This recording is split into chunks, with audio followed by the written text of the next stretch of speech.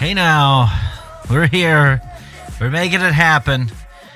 We're making it happen, even though it's barely happening, but we're making it happen. I'll explain here in a minute. Let me just pull up what I'm. Oh, god damn it, that's the wrong one. Where's it at? There we go. That's what I was looking for. Skater Mike, what's going on, buddy? Yes, that was Thundercat. I just needed to get started with something, and I didn't know what to start with. So today's gonna be short. We're keeping it short. When I mean short, today's gonna be short. Got the glass on, and I get ready to learn, y'all. No, I mean, maybe you learn something. Hopefully you learn something every day. But the glasses are on because I have a fucking, I don't know if it's a migraine yet, but it's hurting. My head's hurting. I've taken 3 Tylenols and an Aleve. I don't know if we were supposed to mix those, but I'm like, I'll throw it all at it. I had my caffeine today, so I know it's not that. I know it. Today was a taxing day. Today was one of these days where I'm gonna be honest. Are we still on? Do we cut out for a mount? Are we pulling a Mersh? It looks like it put me back into Fortnite. That's great. Every time it puts me, if there's any sort of like restart to the stream or anything like that, it puts me into Fortnite. Or if there's any sort of update in the title, automatically into Fortnite. Yeah, it looks like we just had a little blip. Looks like everything should be good now. Let's see. Maybe this is, because I'm going to be honest. Oh, yeah, it's pretty inconsistent right now. Let's see here. Is it level enough? It looks like it looks like there was just a little blip. Looks like it was a little blip. Well, I haven't ended it. You just got to refresh the stream. So, I'm still here. I'll let everybody figure that out momentarily. Are we dipping again? Oh my god, dude. We are dipping. Well, all the more reason we're going to keep this short tonight. Because I'm not... Still a bit choppy at times. Well, yeah, it's not done yet. I'm looking at it right now. It's just like... This is some sort of... Oh, you know what? Let me try something. Let me double check, because there might be something. There might be something going on in the background. Hold on.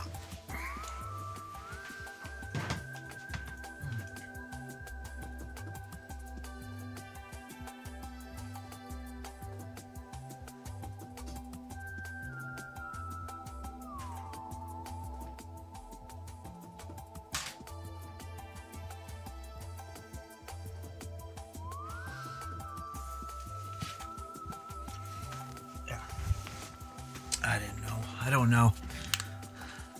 I think we're good now. Looks like it's been solid since I got up. So.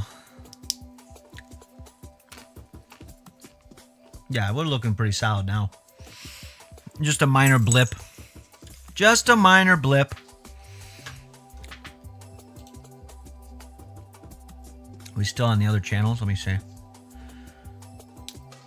Oh no, all good. Okay. Anyway.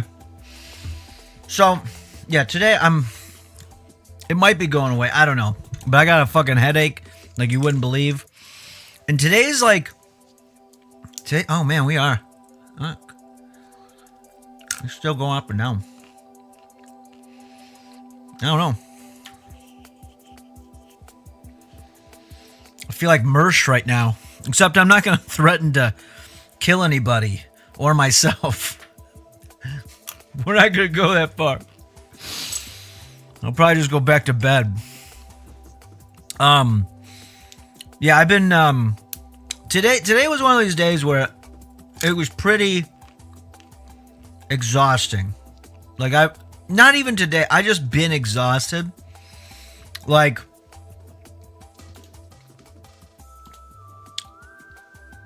here, have some hydration. I appreciate that. Thank you. This week has been the holidays are fucking like a taxing time. And I know we made fun of like Hassan a while back when he was bitching about how streaming's like such a hard job. But there is an elephant. There's an elephant of truth. No, there's an element of truth in that, in which you do have like a social battery. Like myself, I do have like a social battery, and when it is drained, I can't be around anybody. Like I'm just like, and I'm about there, and I was wondering how soon I would hit this wall where I'm like, yeah, I don't want to like. I can't, like, I don't want to leave the house. I don't want to talk to nobody. I don't want to hear nothing. Now you want to get nuts? Come on, let's get nuts. Yeah, it looks like we're good now. We're getting nuts.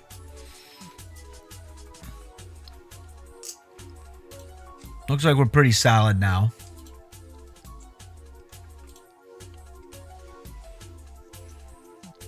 Was she good at sucking it, or what?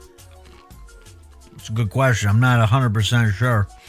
I always have to do the research on that. But yeah, it's like there is like a social battery, and today was like, this is what like got me out of bed, which is a good thing, by the way, which is a good thing. So I'm not bitching about having a stream here. Thank you for keeping me awake. Thank you. Thank you for that. I appreciate that. I appreciate you trying to keep me motivated. That was a healthy dose of wake up juice. But yeah, today was like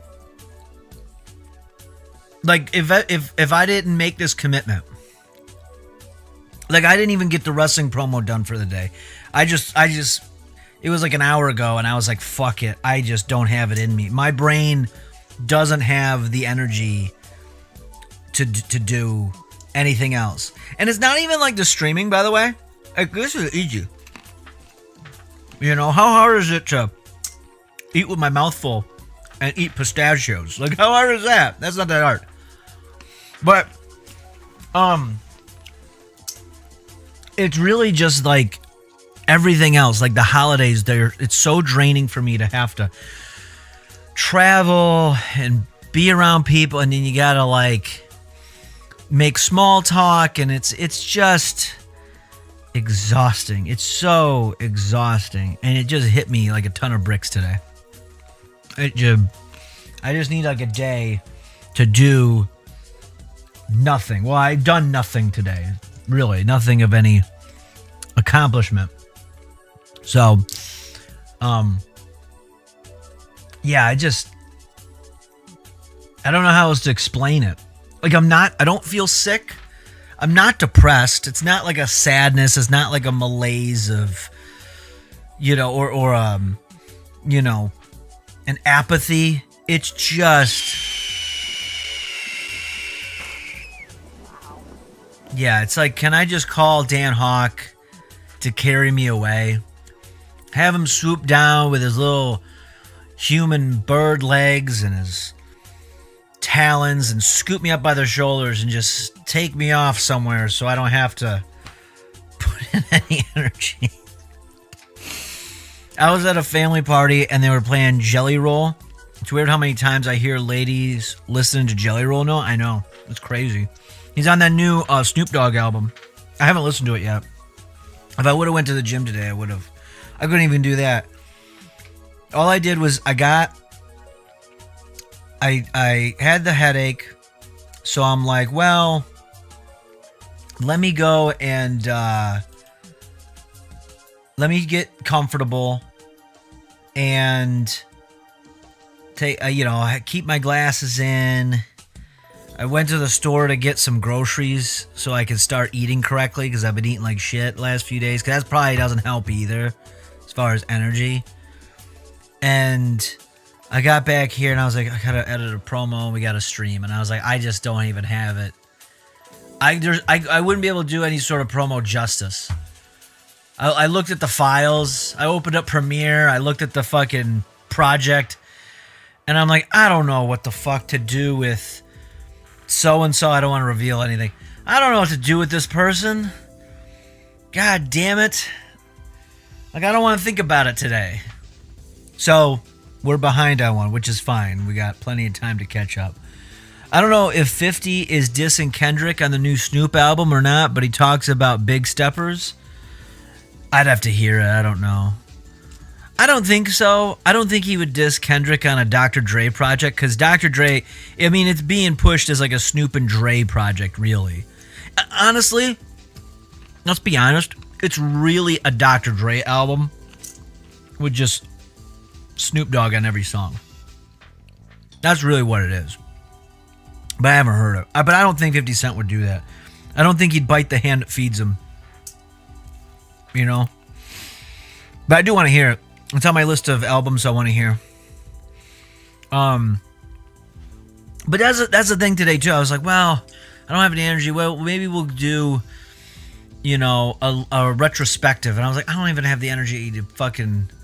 I don't even want to look back at nothing. So today, as the title says, I'm just gonna sit here and I'm gonna bitch for a little bit, and then maybe we'll look at a couple videos, and then that's it. And then tomorrow we'll be back to normal. I warned everybody, though, yesterday that today was not going to be, today was not going to be fantastic. So, 50 likes Kendrick. He had him in power. That is true. I remember that. So, I don't think so. But yeah, I can understand sometimes the social battery just runs. Yeah, it is. I mean, this is easy because, like, I can choose, like in real life, if someone talks to you, you can choose you can't choose whether or not you respond. You have to respond, right? You have to like put some sort of, then you got to process it and be like, well, how do I want to frame this? Because I just don't want to, I want to get out of this social interaction unscathed. But this is easy because if you guys write something I don't like, I'll just ignore it. Then I don't have to say nothing. Maybe you can help recharging a bit by spending time with people you really enjoy being around and makes... No, here's the thing. Here's how I can recharge it. Honest to God, it doesn't matter how much I like somebody. It really is I have to like sequester myself in like quiet and alone. Like I have to be... I gotta be completely left alone. And it's not all the time. It's usually about once a week. I need a day where I can label it as doing nothing. And when I say doing nothing, it just means that I wake up that day and I have no obligations. I usually have things that I do anyway, like I'm motivated to do things, but I don't have any obligations. And I don't have to be around anybody. One day a week, that's all I need, one day a week. And we're pretty good. And But when it gets around the holidays, so we're talking Thanksgiving, Christmas, fucking New Year's, the occasional like summer holiday, it just like, it burns me out. And I'll need I definitely need that day and maybe another day. And I haven't had that day at all so far. Like today was the closest I've had in over a week. And I gotta have it. It makes sense to me. At 38 years old, I know what I need. That's what I need. And sometimes people don't understand that. I've gotten in arguments with like girls before because they don't understand that. Where I just need to be, I don't want to see you. I don't want to talk to you. I don't want to have sex with you. I don't want nothing. Just give me 24 hours of peace. And then I'm back. Then I'm back, baby. We're back 100%. Short responses get me out of the conversation I don't want to be in. Oh, no, I do that too. Sometimes I don't even speak. I'll just kind of like speak in grunts. I'll be like, no, I don't know. Or I'll just sit in silence. I'll do that sometimes. An uncomfortable silence doesn't bother me anymore. I kind of trained myself for it to not bother me. But yeah, today was just like, it reminded me because I had to get up early. And it reminded me of years ago, probably about almost 10 years ago, when I would used to go into work, or I'd have to get up for work. And you probably know this feeling. It's not that I even hated going to work, but I just, nothing could get me going. I was like, I'd sit there with my phone in my hand, and then all of a sudden be like, I'm just going to call out of work today. And I was like, maybe I could get going, but I would slowly, and then I'd be like, well, now I'm going to either be really late. So now it's now or never. And I would call in, and then I would just do nothing. I would go right back to bed. That was me today. That's what I really needed today. Now, I haven't felt that in a long time, by the way. It has been years since I've had that feeling. So I know today. And honestly, I thought about it. I was like, what is it? Is it the streaming? Is that taking more out of me? And honestly, no. I don't think so. Because I just think I think it's the obligations. I don't like having a lot of obligations. Melvin, next lady you meet, maybe you should start off by telling them you move around a lot in your sleep. So you like to sleep in separate rooms and have 2 bedrooms in your house? Well, I would if I had the room for another bedroom, but the other bedrooms are taken up. They're other offices now. I have like 3 different offices for different tasks. I have this down here. I have another one that I set up for, it's like a business office, like doing business stuff. And then I got another one that's like a hybrid where it can stream and do biz. It's a stream biz. I haven't used it yet. We're going to start using it in January. So, multi-room Melvin, but you feel fancy? I do now. Well, what I like to do is I just like if I need a task, if I have a certain task that needs to be done, I don't want to have to set up for it every time. I just want to get in there and do it and then be done with it.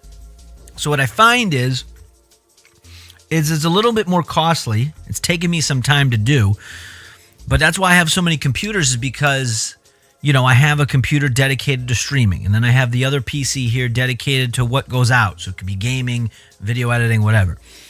Then I have another one upstairs that's like my business computer. Then I have another one in the other office, which is the hybrid one, but everything is set up just for the tasks needed. It's like if you had like a workshop in your garage, right? And you did both wood and metalworking. You know that there's certain things that you need for woodworking, there's certain things you need for metalworking. So what would truly be easier, and so everything's within reach and you don't have to dig for things and reset up, is if you had a different workstation for each one of those tasks. That's really the way it works.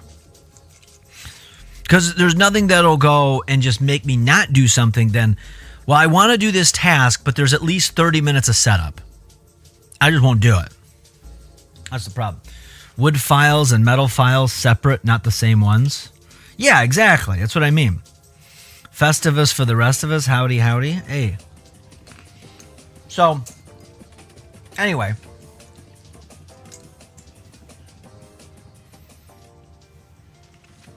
So I can't even say I'm in a bad mood. I just have no energy for nothing. I was even thinking, like, maybe I'll just play a game on here. And I'm like, I don't even have the energy to do that.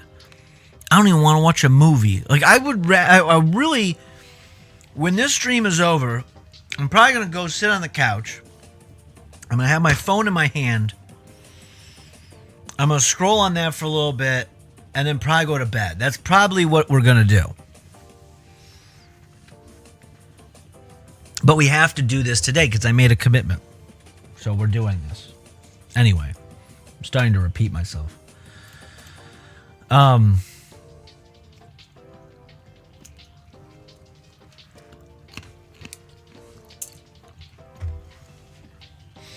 Well, there was something that I had here, and I forgot what it was. I didn't set it aside. I was like, no, I'll remember it. No, I don't remember it. You know what we'll do? Let me see if I set this aside, but this was something I was thinking of doing a while ago, and I can...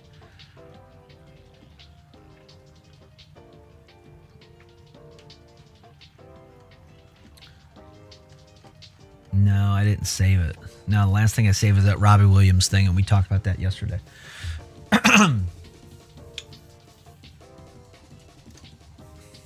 Can we talk about this? Let me see what's on here.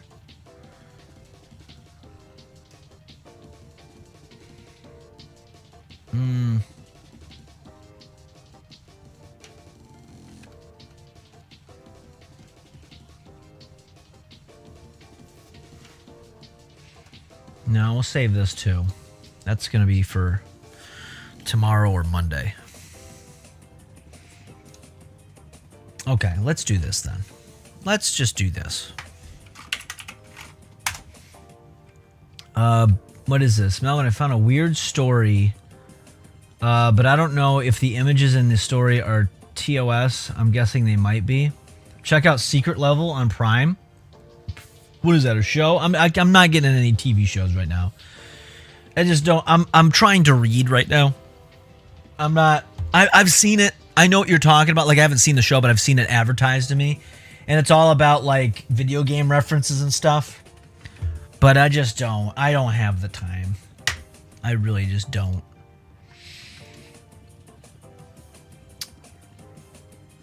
What is this? What'd you send me? Oh, I don't even have the chat up over here.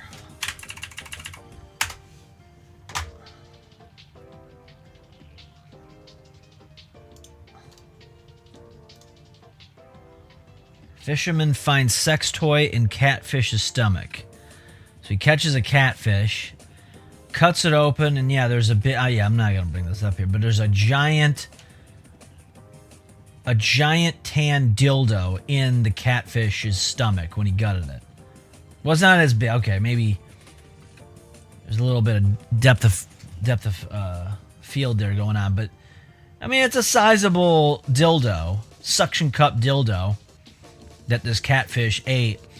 Here's the deal. I want to know who took this dildo and was like, fuck this thing. I'm done with it. I've had enough. It already smells like fish, so just throw it on out there. And then the catfish ate it full. That's wild. That's pretty wild. See, I've seen the Mega Man one and the Warhammer 40K one. Yeah, let me know when they do a Sonic one, then I'll check it out. Otherwise, I don't really have much of an interest. I don't have. You got to really come. You got to come with something good if I'm going to be watching a TV show. There's so many bullshit TV shows out there. I was watching a video earlier. I should have saved it. This would have been relevant. But it was basically explaining how there's a reason why a lot of these shows come out on Netflix and some of these other sites, and they seem to look good, but the writing sucks ass. And you're like, why do they keep making these?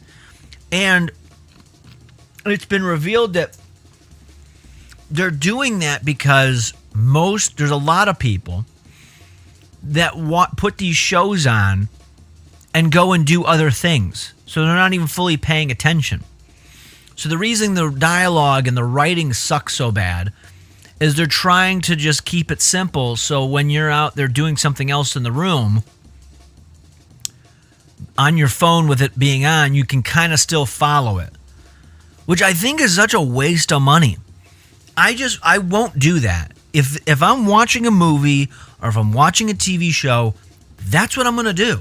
And that's why I don't watch a ton of new stuff, because I set everything aside and I am focused in on it. And this is all I'm going to take in.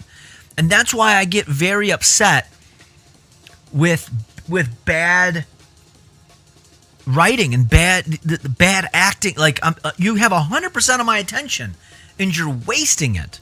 You're wasting it. So I don't watch a lot of this shit unless it's like culturally relevant, like the Menendez show on Netflix, or if it's like it's already part of a larger series that I'm watching, like The Penguin, you know. But other than that, I don't give a shit.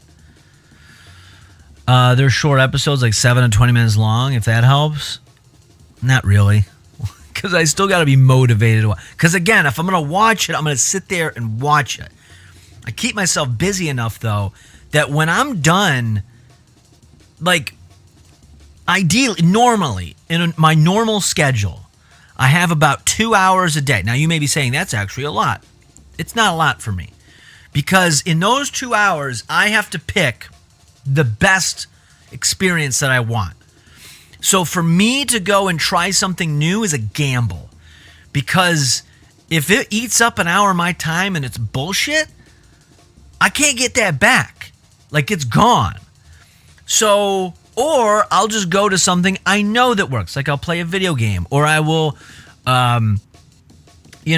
multitask, and I'll put YouTube videos or podcasts on while I'm playing a video game, so I know I'm maximizing my time. That's usually the way it goes. I just started Dexter again, and it's funny how in 2006 and 2007, they still had flip phones and CRT TVs. Yeah, and Dexter's another one that was just like, that was such a waste of my time toward the end.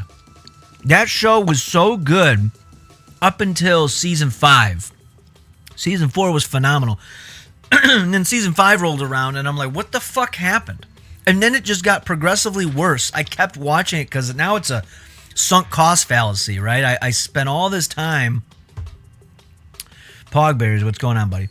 I spent all this time going and watching this show, and it just got so bad. Like, that's why there aren't too many shows that I watch. I want to say, outside of like, I like the limited series idea.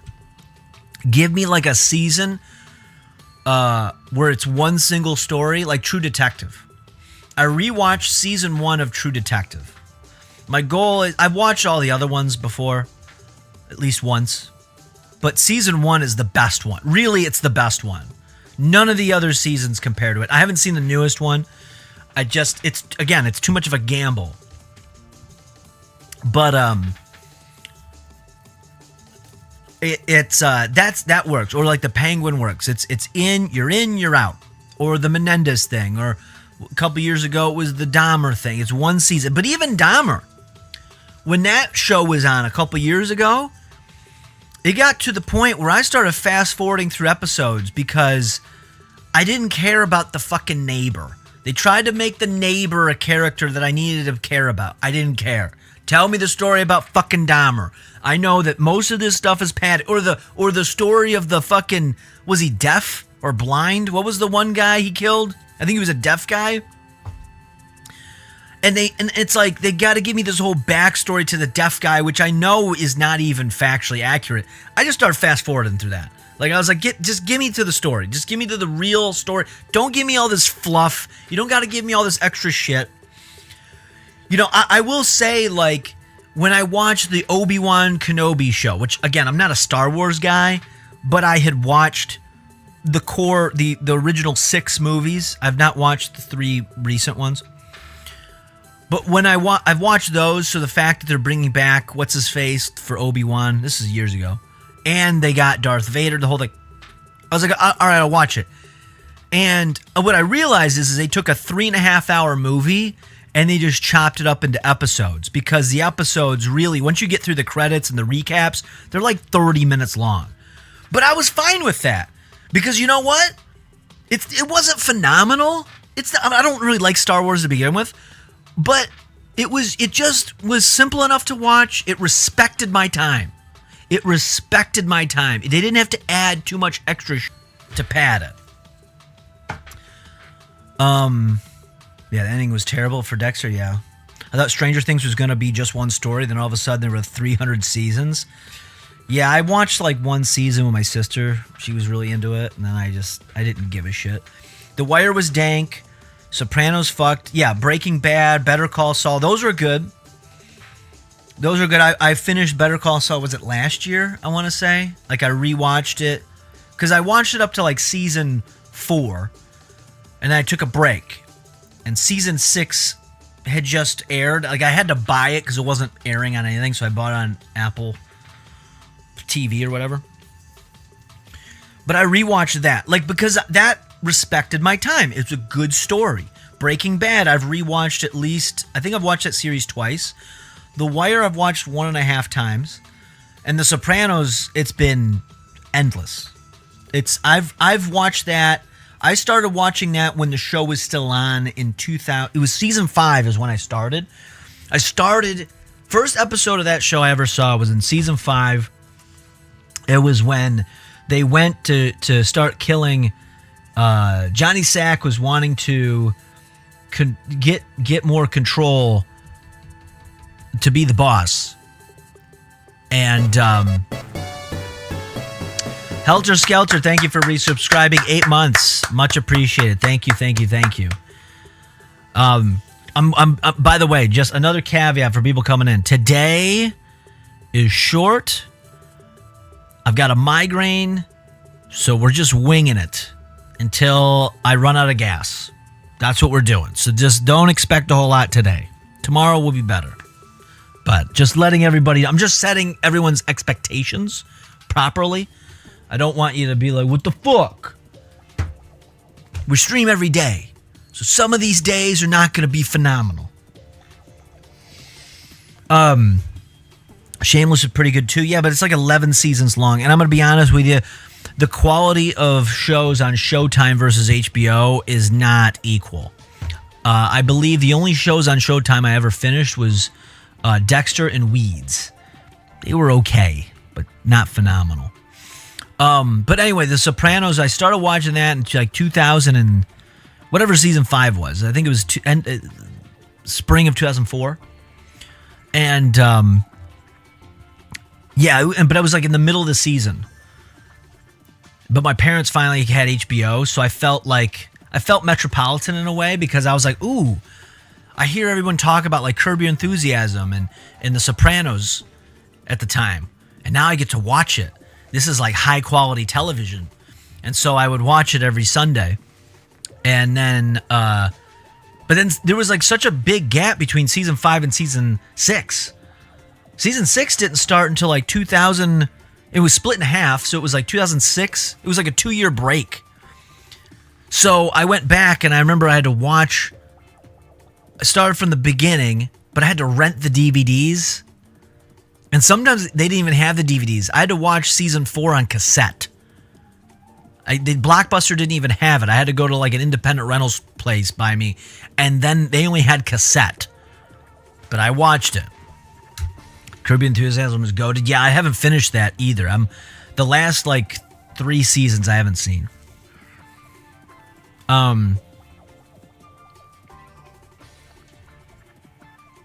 Let's see. Where's Dunkachino? He's sleeping on the couch. Hold on. I have been on a roll. Atlanta was the last great show I watched. I haven't seen it. I would give it a shot if I had the time. Barry was good. Barry was one. That was a show that I caught up with. I started watching it and like marathoned it back in 2022. And then I watched the ending. Did it end this year? Or was it 2024 or 23 that it ended? I forget. But that one was good. Barry was a very good show, I will say.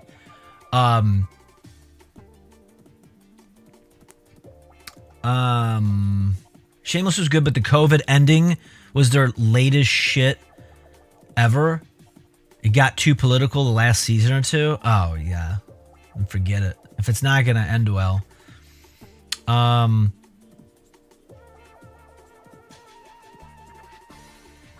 You got to check out the episode of Atlanta with Chet Hanks. I heard about that. I heard it was pretty good. I finished Game of Thrones. Boy, was I disappointed. I liked Game of Thrones, actually. Hold that thought for a sec. I'm just catching up with everybody. Barry went to shit because they crammed 2 seasons into the final season. Yeah, I did get that feeling that it kind of jumped around a lot. But considering the other garbage that's been coming out, I'm not going to put Barry up with The Sopranos. Don't get me wrong. But as far as a show that I've watched to its conclusion, it's pretty decent. But Game of Thrones wasn't bad. Game of Thrones was awesome until like the last 2-ish seasons. There's a new show with Billy Bob Thornton on Paramount Plus called Landman. It's pretty dope. I've seen some clips. I'm not paying for Paramount Plus. So here's my rule. You got to have at least 3 seasons for me to watch it. You don't have 3 seasons, you can fuck off.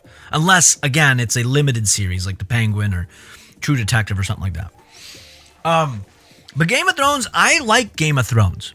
I had watched it during its run up until there's 8 seasons, so I think I watched it up to season 6. And then I never caught up with it because there was like 2-year gaps between seasons. And I was just like, I'm going to have to rewatch the whole thing. So I did. So during my time I was sequestered in my basement here back in 2022, that's what I did, is I finished Game of Thrones. And I will say this, as I was watching it, I was very fortunate that nobody spoiled the ending for me. And I knew people were not happy with the ending. Now, I will say the last couple of episodes, they could have been better. It did kind of fall apart there. But the biggest complaint that people have was the fact, spoiler alert, if you haven't seen it, turn off now, 3, 2, 1, you've been warned, was that the, how everybody ended up. Where Bran, right? Bran, he's the legless kid.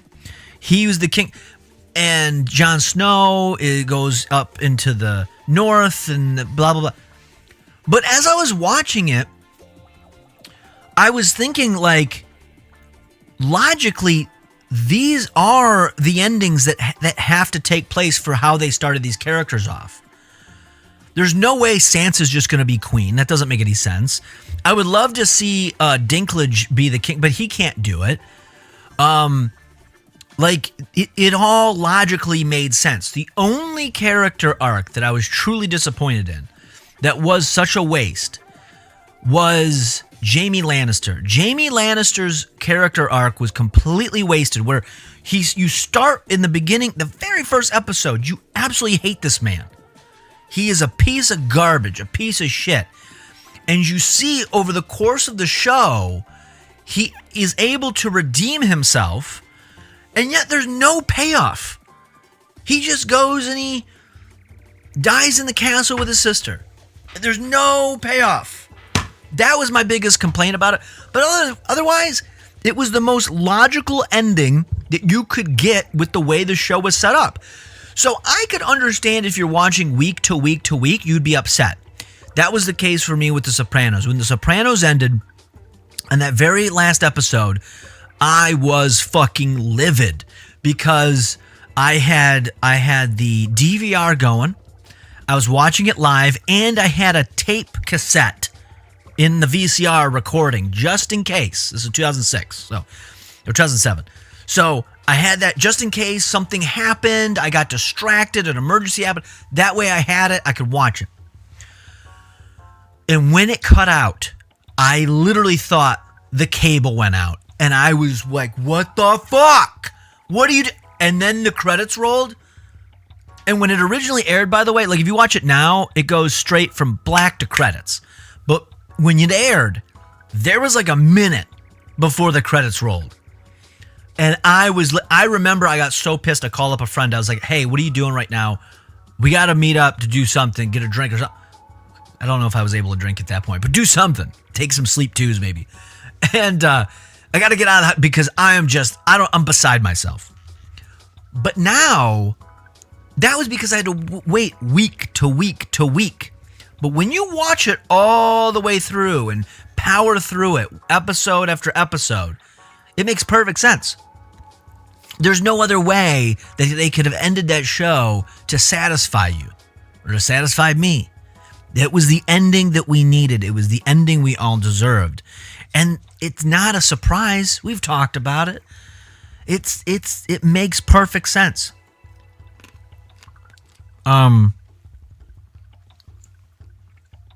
Anyway.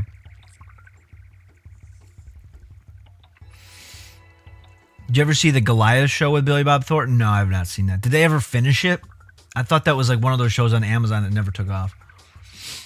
It was incredibly evident that the producers were trying to finish the series and start working on fucking Star Wars. Oh, for Game of Thrones? Yeah. Yeah. Would you rather see him die? Exactly. No, I didn't want to see him die. So that's what I mean. The Sopranos ending, you got everything that you needed. And again, if you really pay attention in that last season, or 2 seasons technically, whatever you want to call it, they're setting up for that. And, like, Tony was not a good... Like, if you watch, especially that last season, Tony wasn't a good boss, especially after being shot. He wasn't good. He was very selfish. You know, when he took over, he was better in the fact that he was more respected than Junior, and he was able to get things accomplished. But if you watch like the first season, you'll remember that most of the people didn't want that position. No one else wanted to take after Jackie Aprile. Nobody wanted to take that slot except for Junior. And then they had to talk Tony into doing it because nobody wanted Junior in that role because they didn't respect him. So he did it begrudgingly at first. And he really wasn't the best and cut out for that. Truly, if you rewatch it, he's not good in his role. He really isn't. And he doesn't like it. He truly doesn't like it. It could have ended exactly as it did with more story. Oh, you talk about Game of Thrones, but they were like, nah, let me dip out real quick and then film the Starbucks cup and quit. Yeah, I forgot about the Starbucks cup. I love Paramount Plus because they got the old Beavis and Butthead and new episodes as well on there.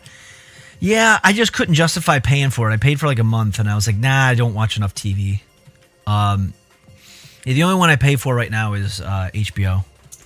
I don't even pay for Netflix unless there's something really crazy I want to see on it.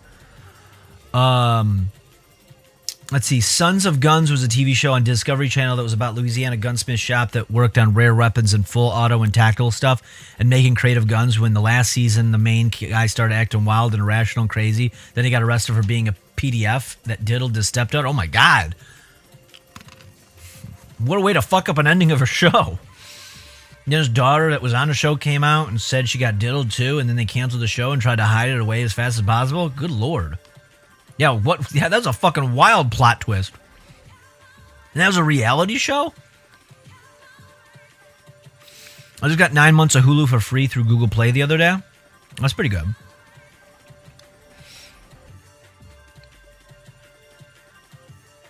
Is it the commercial free or is it with commercials? Because I won't pay for something that still gives me commercials. So hopefully they still have the deal. I prepay HBO for a year, but last year they took away my grandfather because I was paying $150 for the year. And then last year they raised it, but because I had been a grandfathered in thing, they were like, well, listen, you're going to be downgraded to the lower plan if you pay that. But this year, if you change your plan and upgrade to the next one on the yearly plan, we'll cover the difference. But because of that, when they re-up in March, I have to pay the full price, if that makes sense. So, so it's like almost $20. But I know, and I don't know if this deal's still going. I didn't take advantage of it because it was kind of a waste. but there was a deal going on for $30 a month. You would get Disney, Hulu, and HBO commercial free for $30 a month. That's a good deal.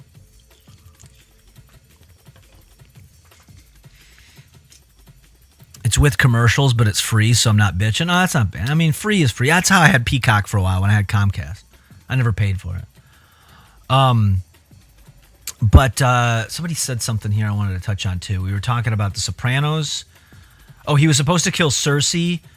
Valakar prophecy shit. Oh, you're talking about Jaime was supposed to kill Cersei? Yeah, why wouldn't they do that then? That would have made more sense if he would have killed her right at the end, or instead of them just being crumbled to death. But that whole scene with the dragons tearing apart the city went on way too long. It went on way too long. They were just padding for time. You just watch Tubi. Tubi's not bad either. I use Tubi. I'll sit through commercials on that because, again, it's free. But I won't pay for something and have commercials.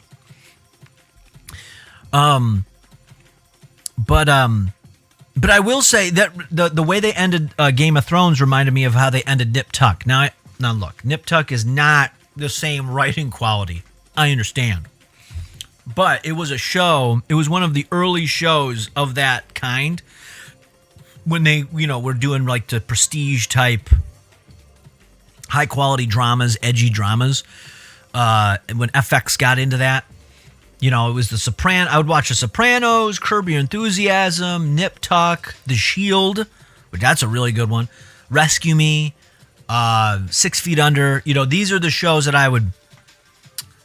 And Nip Tuck was good, but then season 4 was a fall off.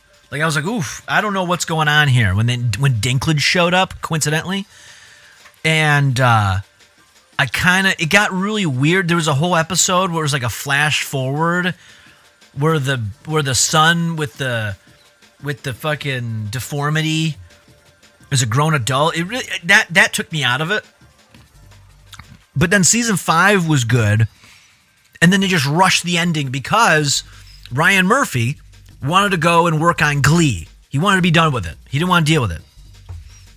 And then he ended up doing American Horror Story. Now he does the fucking Dahmer and Menendez and all this other shit. So, on to bigger and better things. FX puts out some good shows. At least they did. I have not caught up with any of their shows in a long time. But they used to, anyway. The Shield was good. The Shield is a show. I've watched that show at least twice. That one's good. The ending is good. And there's just so much going on. Like, that show would leave me charged and motivated. Like, because there's always like this pressure between Vic, I was going to say Vic Murphy. Vic, what's his name? Not Vic Murphy. What's his fucking, Vic Mackey. Vic Mackey having to go and always get himself and his crew out of a jam at the last minute. But then there was always the detective side with Dutch and the black lady. I can't think of her name. And even when they would do like the special guest big name actors, it still fit. Like and it never had a fall off. I cannot say that show ever really had like a fall off. That one was solid. The first episode's a little bit dated now. Like there's that whole sequence at the end of the first episode with Kid Rock's Ball with the Ball. That one doesn't quite hold up. That takes me out of it. But get past that episode, the show's fantastic. What We Do in the Shadows is pretty fun. I've tried watching an episode of that, and then I just got too busy. And not that it was bad, I just didn't have the time. Shogun was fantastic, but you got to be cool with subtitles because it's all Japanese. Yeah, I'm not doing that. Were you a Sons of Anarchy person? I watched Sons of Anarchy until, what was the season when they were in prison? And then I just stopped. I was just like, I don't care anymore. Like, it was just too much. It was almost too unrealistic, where it was literally to the point where I'm like, wait a minute. They literally just got out of prison, and now there is already another crisis that same day. Like, is there no reality? There's no realistic pacing in that show. It was just constant. And it was just like, the whole thing with them having to, they almost lost me with the Ireland thing. And then when they're working with the CIA, and I was like, this is too fantastical. Just get this out of here. I know a lot of people liked it. You know, it was pretty good for a biker. No, it was too out there. I tapped out. I was like, no, we're good. I did the same thing with Mad Men. Mad Men was a good show. And then I just stopped giving a shit. I just stopped giving a shit. Where I'm like, I have no interest even finishing this. The League was a good show. Never seen that one. I'm going to be honest. Sons of Anarchy was a show I had to actually force myself to watch, because I'll never forget when the show was relatively new, when it was in the first couple of seasons. I watched the first episode and I was like, nah, I'm good. I don't need to see it. And then I had to go back, like, I don't know. That was probably like 5 years later. And I started watching it. And yeah, Louis was a good show. Yeah, that was good. Yeah, the Louis C.K. show was good. Till he started jerking off in front of people.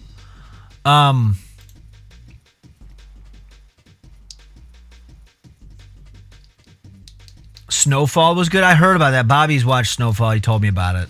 It just nowadays it's really got to grab my attention. Like I'm not someone that's going to be like, you know what? I'll give it a shot. I'm not a give it a shot guy anymore. Like, it's really got to be something I'm motivated to see. Because otherwise, there's so many other things I could be doing.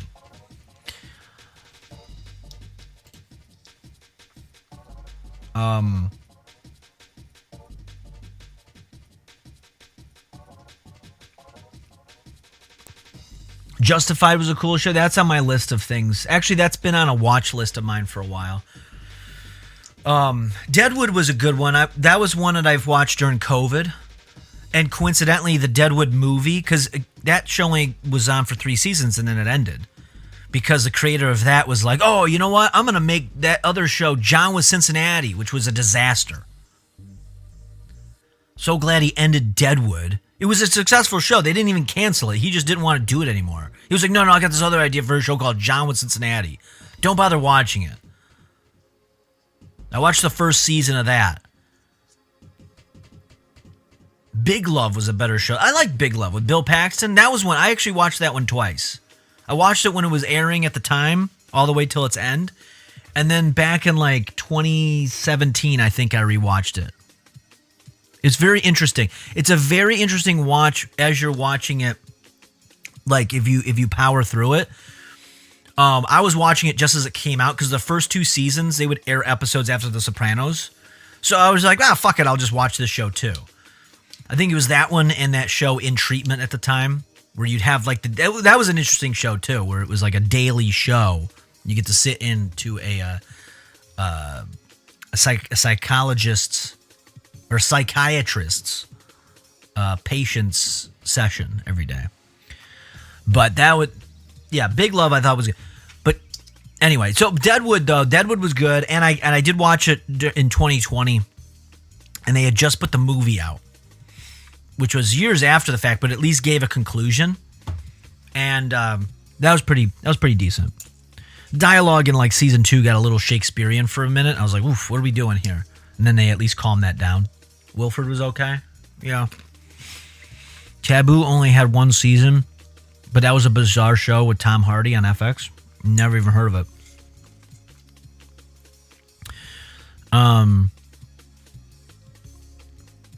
Yeah. I mean, I've just seen the other thing is I've gotten to an age where I've seen enough things. Where again it's easier for me just to revisit something I've seen and kind of re-experience it than to take a gamble.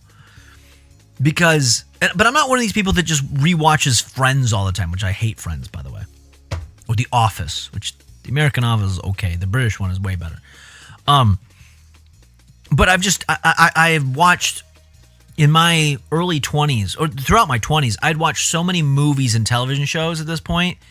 Like, it takes a lot to really intrigue me, because I can also see the inspiration for things, or I can see what they're trying to, like, knock off. Like, I've seen all the movies you're supposed to see, I've seen them. All the classics. the genre-defining movies. I've seen most of them. So you really have to give me something new and original, or it's got to be linked to like a superhero I care about. That's basically it. Which there aren't that many. There's Batman, Deadpool, X-Men. That's pretty much it. Those are the only superheroes I care about. I love Breaking Bad, but never got into Better Call Saul. I could tell it was going to be better as it went along, but it started too slow for you. So I think it was last year I went and I rewatched Better Call Saul because the 6th season had just come out, or 7th season. I think there's 6 of them. And so I caught myself up with it.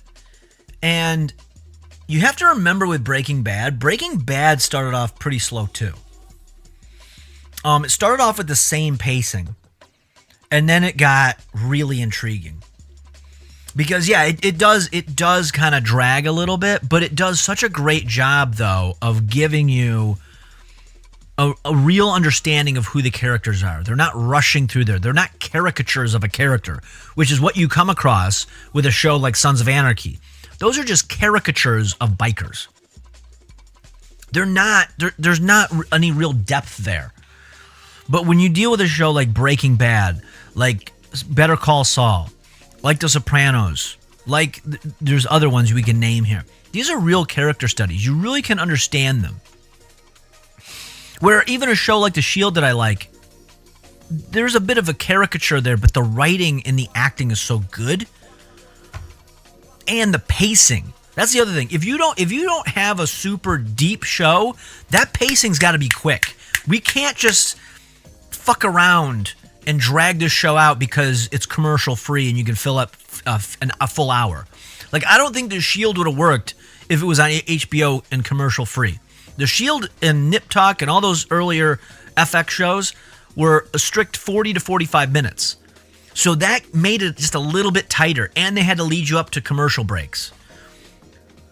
The problem is when you get to, I think there's a real problem with the Showtime shows with this issue, where the shows are they're 15 minutes too long.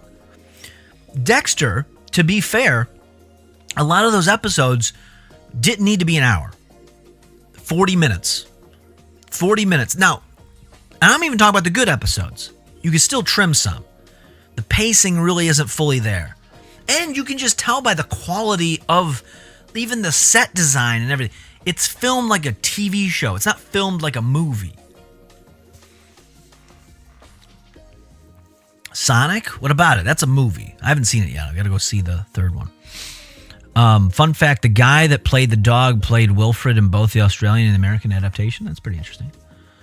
How about the show Happy? Never saw it. Dexter was a good show. Half the show was good. Watch seasons 1 through 4, then you can stop. Just don't even bother watching the rest. It's not worth it. It's a waste of time. Dexter hooked up with his sister. Yeah, he was married to her for a while. I think they were married at one point. But there was another one I was gonna mention here. This show's interesting, but it got canceled.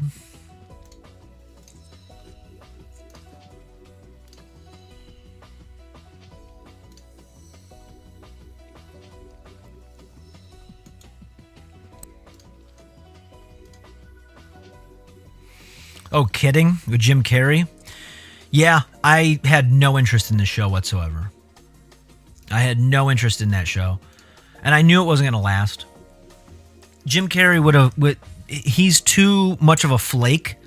And he probably would demand way too much money.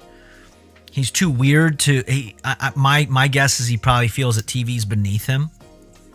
I think the only reason that he hasn't officially retired, as he keeps saying, is because they keep throwing a shit ton of money at him to do the Sonic movies, and they're probably easy for him to do, because he's not a main character.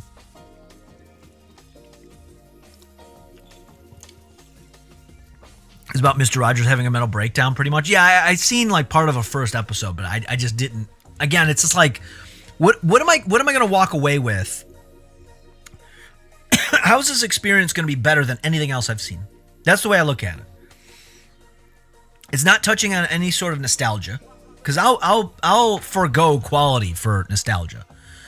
But otherwise, I'm going to compare it to every other show that I liked. This show, 6 Feet Under, great show. I have never seen a show in that genre as good as that, where it's a drama, it's kind of a dark comedy, kind of a drama, and god damn did I cry like a bitch at the end of it. That was fucking crazy. You are fake news. No, I'm telling you. Can you Do you watch that? Is probably one of the best endings of a television show of all time, because it fit with the theme of the show. It fit with the one of the ongoing gimmicks of the show. It was just so good. The characters were so good. You get to see the guy, what's his name? He plays Dex. This is pre-Dexter. He gets to play a gay mortician. About like being a porn couple, but never making porn together. Wait. Imagine writing a show where you and your wife both cheat on each other the whole time. Are you talking about Dexter? Pizza Hotline. What about the dinosaurs? I don't know if I've ever seen the whole thing. I remember I watched it as a kid. I used to have the baby. I used to have the baby dinosaur, and it would talk. If you pull, I think it was either you pull string or you squeezed its stomach, and it would be like, "Not the mama, I'm the baby," or whatever the fuck, And I had the little McDonald's toys. They had little McDonald's toys where it was like a button, some sort of hydraulic thing almost, where it had like a tube and it would connect to the back of the dinosaur. And I had the baby one, and it would smash a pan. The dinosaur was pretty good. The ending was dark as fuck. If you ever see it, I think I've seen it years ago. It's basically when it starts snowing. Yeah, basically it's the Ice Age. Yeah, but I mean that's how else are you gonna end a show about dinosaurs? That's how the dinosaurs ended. Makes sense.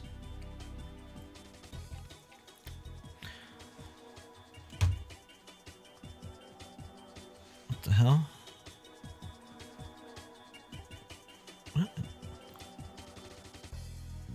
What is this? Oh, okay. Never mind. That there was a problem. No, I think as far as like, I think the shows I'd like to rewatch because it's been long enough.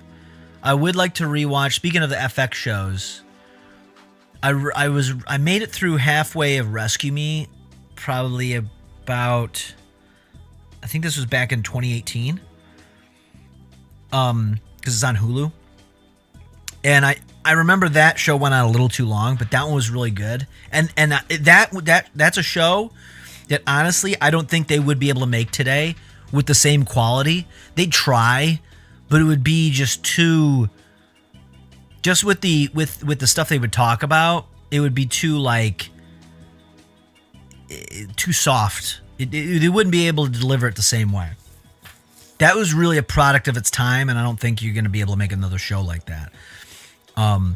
It wasn't amazing when it was on, but it is a great little time capsule of post 9/11 America.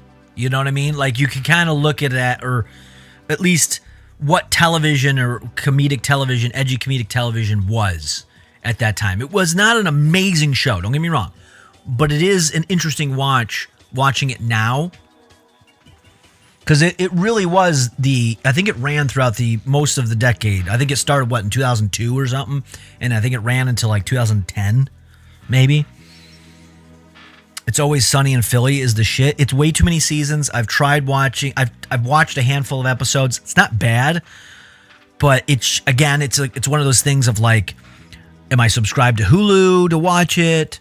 Do I have the time to watch it? Am I motivated to watch it? Because again, it's 30 minutes, I understand, but do I have the 30 minutes to really focus on this? Because I'm not going to do it in the background. I'm not a background watcher. I will watch 100%. The only things I put on in the background are podcasts, audiobooks, music, audio things. Even YouTube videos, streamers and stuff, I'll do that because I don't have to watch them. And I can play video games or take care of other things. Like I can multitask.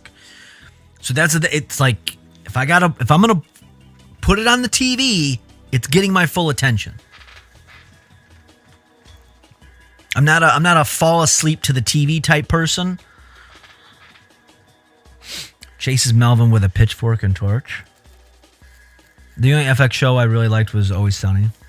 There's like 22-minute episodes. You could finish a whole season in like 2.5 hours. I could. But what you're missing is the point that, am I motivated to spend that time on that day just for that? Or do I also want to get other things done? Because I only have so many hours in a day to get it done. Because like right now, I'm trying to read a book. I'm trying to finish a Chuck Palahniuk book, a lullaby. I've never finished it. So I wanted to, I've had it for years. I've never finished the book. And I'm like, I want to read this book before I read his other books. I'm motivated to read at the moment. So I'm trying to, go down that rabbit hole. Like I've watched shows like that, like Entourage. I would watch an entire season in a day. Because, there were 30-minute episodes, 10 episodes a piece, I remember I drank like a pint of Malibu rum watching one of the middle seasons of that show. I don't know why. I do know why. Because my parents were out of town. I had nothing to do. And I wanted to just make the best of having the house to myself. So I was like, I'm just going to watch Entourage. I downloaded the whole season on Pirate Bay.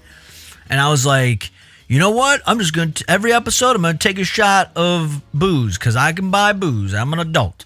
And so, but I didn't know what to drink. And I bought Malibu rum. And I drank like a pint of it. And ended up with a hangover the next day.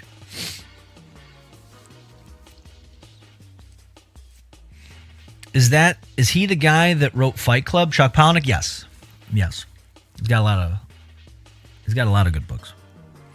I've read I have most of his books. I've read I think there's like 4 books of his that I own that I haven't read all the way through. I've made it like halfway. But it's been so long that I can just restart them. And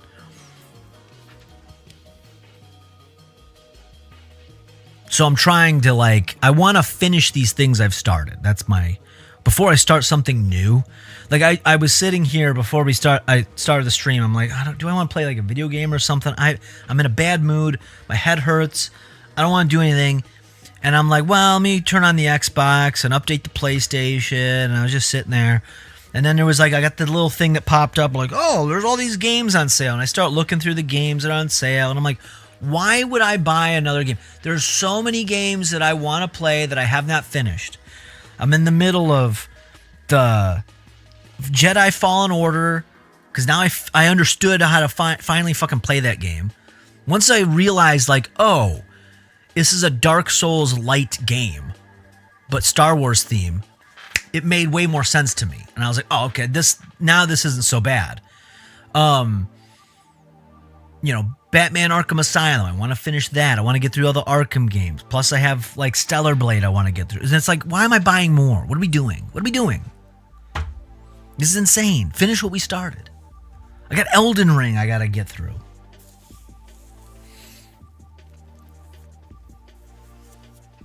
I don't need new shit.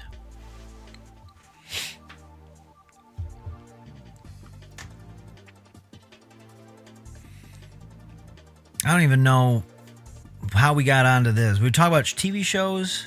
Same things with music. I try to listen to new music, but I never get around to it. There's 4 albums I've been meaning to listen to for a while. I have it. I actually made a playlist a while ago that I didn't even keep up with it. I think it's just called New. Because I made one called New, but this one's even more new. So Skrillex put out an album. And I was like, well, I want to hear that. Actually, there was 2 Skrillex albums that he put out. And I wanted to hear that. I wanted to catch up on it. So I put this on. This was, by the way, a while ago. Because on this same playlist was Eminem's Music Be Murdered By. And then Nicki Minaj, Pink Friday 2. I wanted to hear that. I still never got around to even listening to that at all. Music to Be Murdered By I listened to over the summer because we did the whole Eminem thing. But I had to put that as like a goal. I was like, I got to listen to his entire discography before the new one comes out. Like, I have to fucking force myself to do it. What was the other one? The Gorillaz. Dude, I have not caught up with the Gorillaz albums in a while. Like, let me see. I have not since Humans. I haven't listened to Humans. I think I've heard Humans once, to be fair. But I gotta sit with it. The Gorillaz is one of these bands that like, or groups or whatever, projects, where when I first hear it, I don't like it. And then over time, I learn to appreciate it. Because I don't know what to expect. You have to take it in. I have to ruminate with it. I have to figure it out. And then I'm like, oh, okay. Like Plastic Beach, when that came out in 2010, I was like, fuck this. This thing sucks. Because I wanted to hear, you know, the first album. Or I wanted to hear Demon Days. But that's not the way it works. It's always going to be different. And then by about like 2012, I was like, oh, Plastic Beach is amazing. The Fall was another one that took me a minute to get into. So Humans, when that came out in 2017, I was like, and there was just so much going on music-wise that I was getting into it. I just never got around to it. And then they had the Now, and then they had Song Machine, and now they have Cracker Island. Like, I'm so behind. There's just so much I have to get into and like really focus on. I want to hear it for what it is. Again, I like to take it. I don't want it in the background. I want to take it in. I want to experience it. Kanye, that's the other one. Kanye. I have not heard Donda 1 or 2. I won't listen to Jesus is King. That's just retarded. That's a grift move. That was a grifting move. I won't listen to that. That's dumb. Just fucking dumb.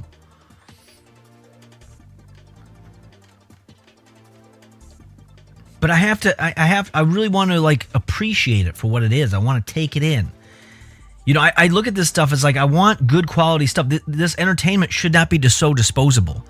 If your music or if your TV shows or your movies are disposable to you, that means that they're not really that good. It's junk food. It's junk food for the brain, the eyes, and the ears. I want good quality stuff. Something that I can go back to because it's so rich with whatever it is they're trying to accomplish. Do you need a sensory deprivation chamber? No, I don't think I really need that. See, I'm currently playing Rise of the Ronin. It's okay. It's like a mid-mix of Ghost of Tsushima, Assassin's Creed, and Dark Souls. Okay. Yeah, that's been on my like PlayStation Store like wish list for a while, and I'm just like, I still got to get through Ghost of Tsushima. Why am I buying another game? So this year, okay, this is something we can kind of talk about a little bit.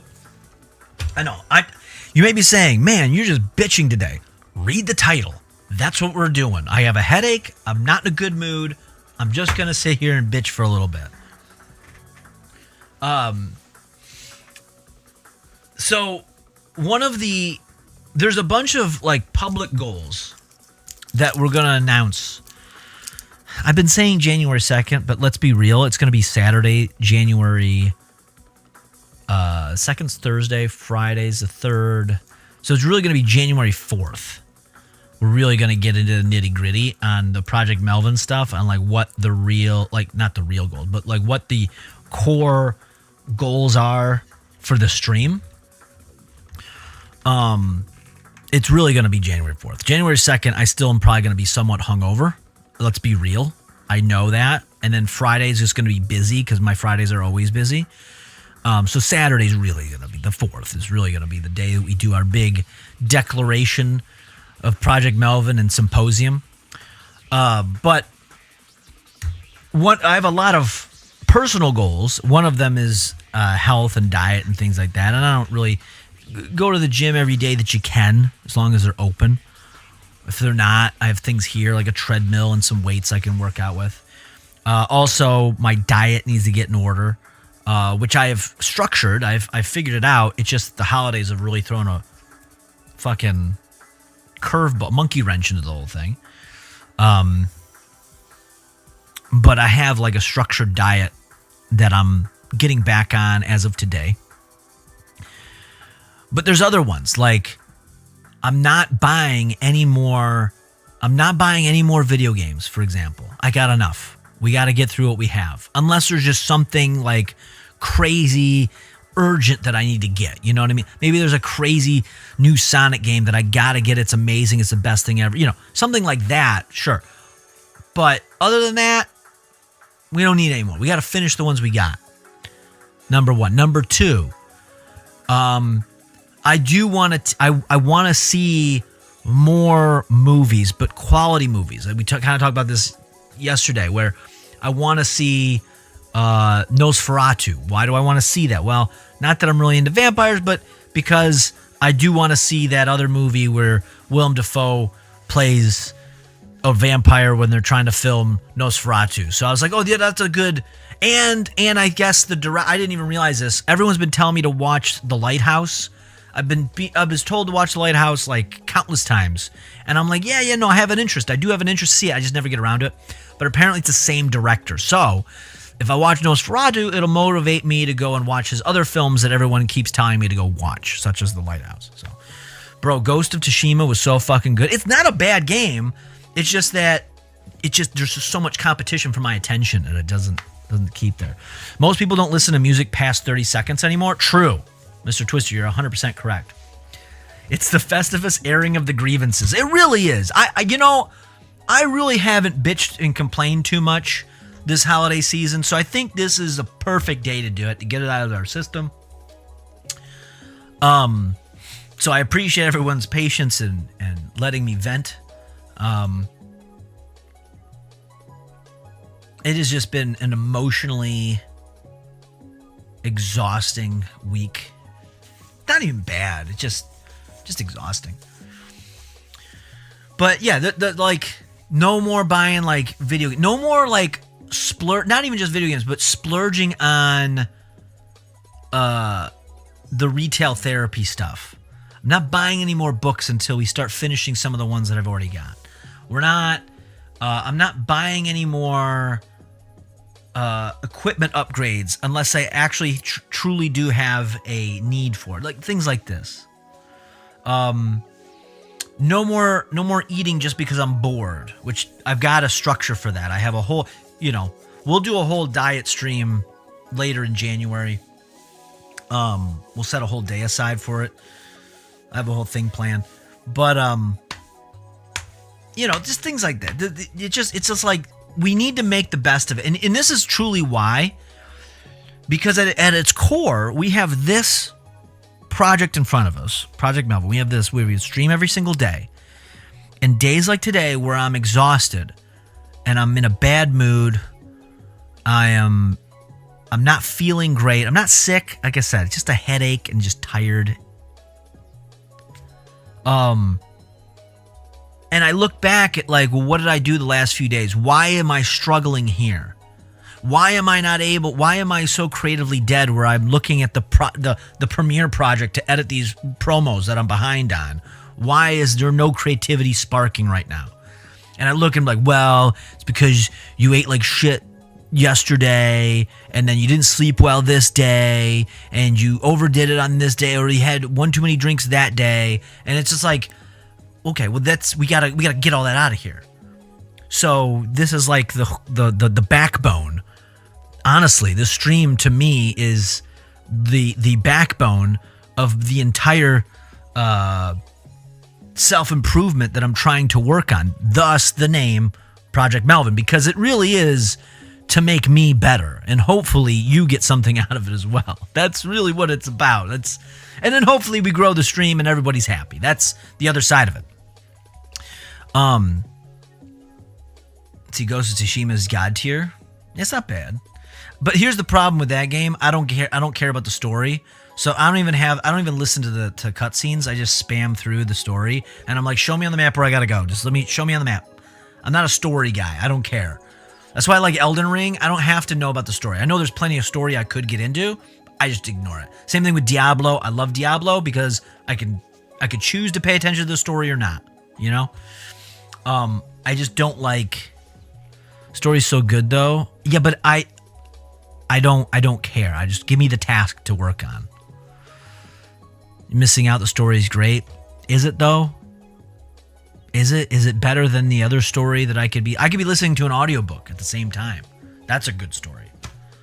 You know? I did that with I was listening to American Psycho the other day, which here's something. I know I told you before, but check out the movie Love Lies. Yeah, I know. It's on my watch later thing. But I was listening to American Psycho because I had read that book because I had listened to Fight Club, which is one I read. So because I haven't really listened to audiobooks in a while, so I was like, you know what? Let's make this easy. Let's start because I have this free 3-month long free trial to Audible, and I had all these credits already sitting there from like previous free trials I've had that I've never like activated, or I've activated but I never used the credits.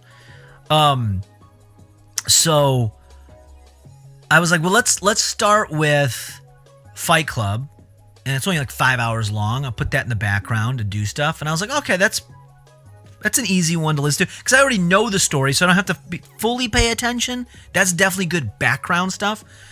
And I was like, fuck it, let's do American Psycho, you know? Because I know the book, I've read the book years and years ago, and it's definitely a lot more in-depth than the movie. And as I'm listening to this, I'm like, oh my God, this isn't even satirical. I know that it's supposed to be somewhat satirical with the yuppie movement in the 80s, with the very wealthy young people, Wall Street types. But I'm like, this is literally like social media people today. Like the way they're talking, like go on Twitch and look at any of the large live streamers that go out, especially the ones that do like IRL and stuff. I'm like, they literally talk like this. This is crazy. This is insane. I played all the Dark Souls and Elden Ring multiple times. I still don't know what they are about. Yeah, it's a simple game. It's challenging, but if you want to get into lore, you can.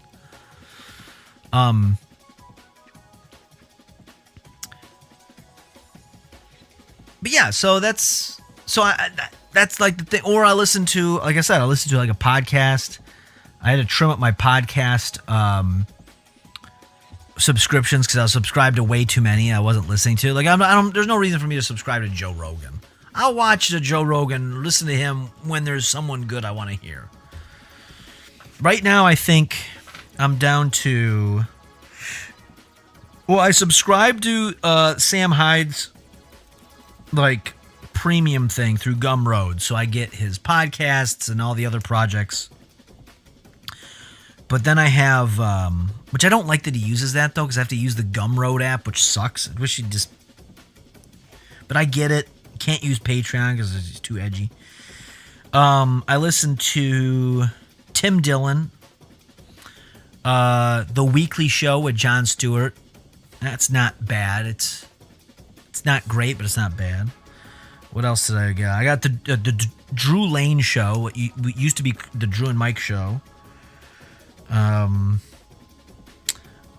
As far as politics, so my two politics podcasts I listen to is Chapo Trap House, which feeds the socialist side of the argument. And then I got back into listening to Gavin McInnes, which takes care of the right-leaning side of the argument. And so that's it. That's my political sources right there anymore. That's all I get. And that's it. That's pretty much it. That's all I have. Do you know if Frank Hassel still makes vids? He actually just put out a video on his Gumroad. I haven't watched it yet because I stopped subscribing to him because he hasn't put anything out in like years. But he just put something out recently, I believe. Surprised you don't listen to Tucker? I've checked out Tucker. I watched a few of Tucker's things. Like I watched some of his interviews with like Elon Musk and Putin. I've read his book, The Ship of Fools. Well, I didn't read it. I listened to the audiobook. It was like Audible free trial a few years ago. So I'm aware. But the podcast, though, it's like to listen to it every week, I'm just not interested enough, you know? I'll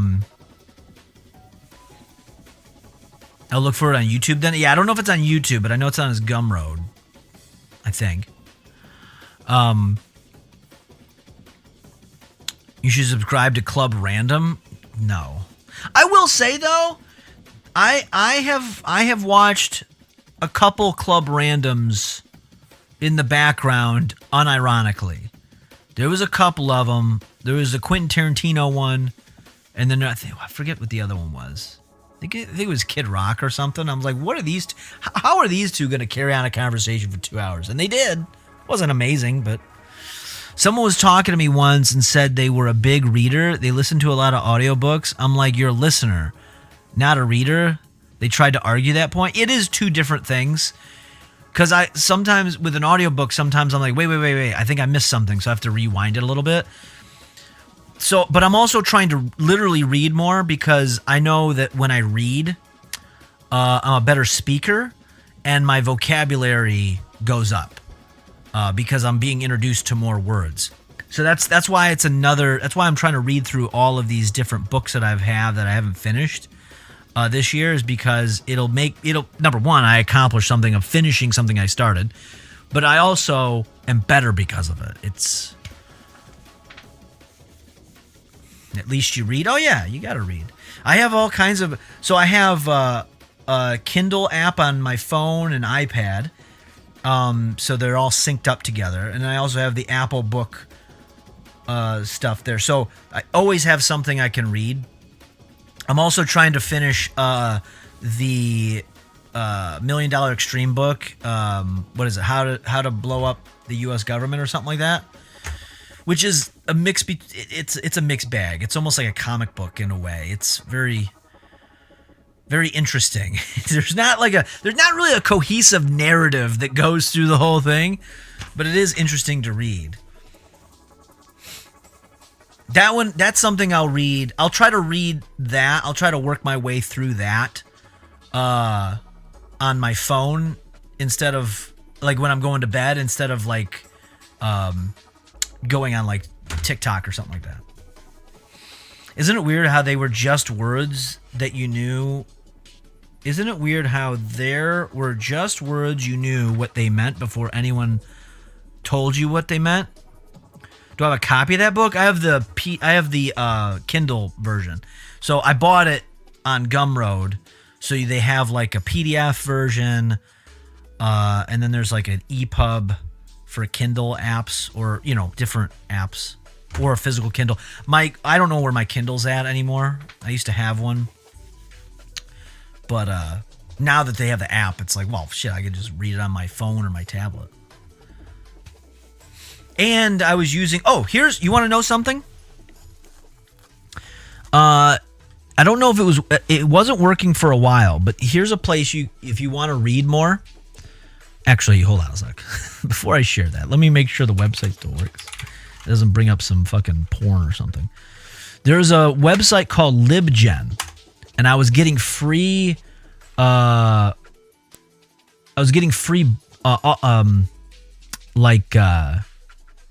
Ebooks of like major authors. So it was really good, especially for ones that are like tougher to find. Like ones that I collect certain books. Chuck Palahniuk, I talk about this. Hunter Thompson, Ernest Hemingway. What's the guy who does the Girl with the Dragon Tattoo? I have that series going. But in certain comic books, but outside of that, like I don't care if I have the physical thing. I'll take a digital one. So it's called LibGen, and it was down for a little bit. It goes up and down for a while. I think it's libgen.is. Let's see if it's. Let me check to see if it's actually up right now.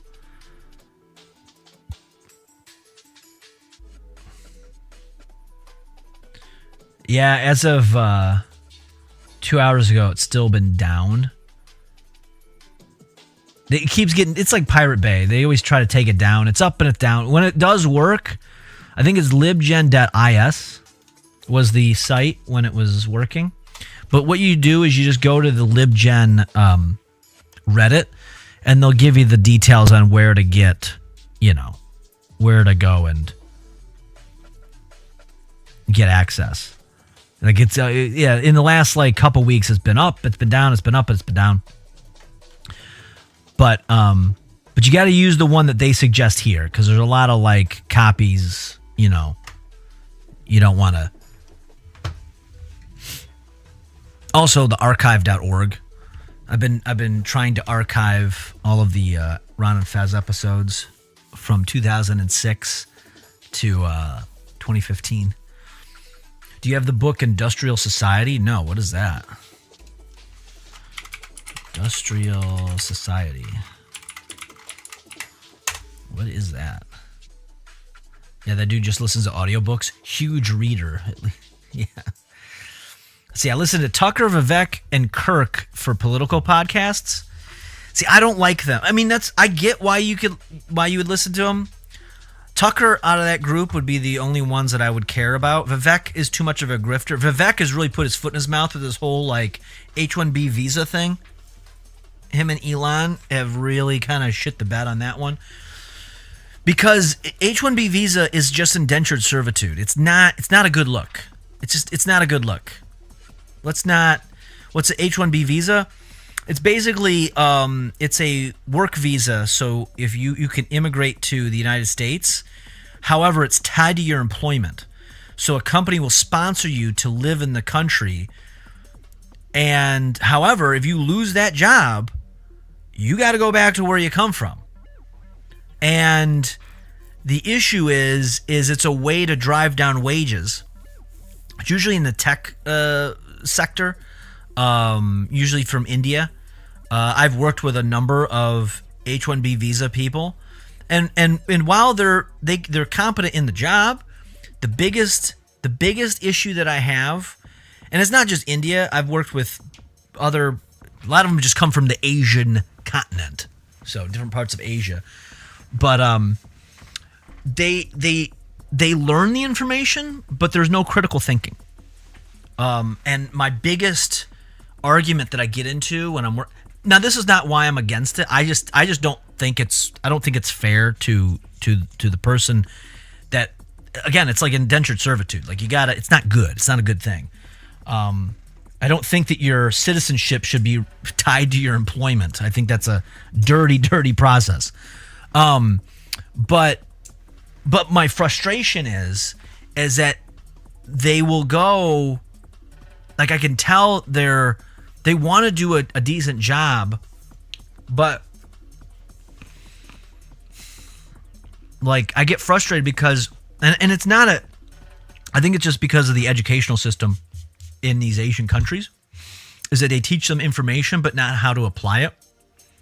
So when they come here, they have the knowledge on how to do the task, but if you do not outline exactly what you want in detail, there is no filling in the gaps, I find. I'm speaking broadly, just in my experience. There are some people I've worked with in these roles where they can fill in those gaps, and that's great. But a lot of them, but in the other side of it too is I end up working with a lot of entry-level people because it's cheaper. And I get very frustrated with that anyway. So that's the whole. The big issue though is it drives down wages, and they'll take any job at any price because they want to live here, and I think that's unfair. I think that's unfair to them wanting to come live here, where they got to take on a slave labor price. I say it in quotes. It's not really, but it's far under the market value, and but it also drives down wages for the people that live in this country. So it's not great. Just go on Twitter Slit and you'll get all your totally correct information there. Yeah. It sucks that Spotify doesn't have audiobooks. I think they have audiobooks now. I think they have them. Don't they? I thought they were advertising that they were going to start having audiobooks. Maybe they haven't done it yet. But, oh, Melvin, there's 30 minutes of the day the clown died.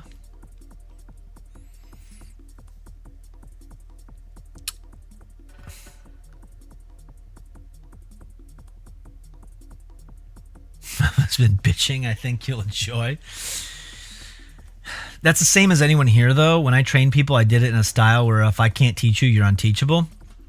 Well, I'm just saying that that's my complaint with working with. I'm never in a position to make those judgments of who to hire in those roles. But it's just a cultural difference that's frustrating, and it does add into the other element of like this whole system is fucked. That their citizenship is tied to whether they work here or not, and it's just not good. It's not good. It's not a good dynamic to have. So anyway, it's because someone mentioned Vivek. I forget who mentioned him. What was it? United Hardcore or someone? So he just put his foot in his, Vivek put his foot in his mouth with that whole thing. But I think the conversation came up because I was talking about podcasts I listen to, and I have a variety of them. And as on the political spectrum, I have one basically on each side of the aisle, but they're usually tied to some sort of comedic tone. It's not too serious. I don't need to be preached at. I just want it digested and kind of like, it's just a whole mess. It is. It is. I don't hit Alt F4 on everything.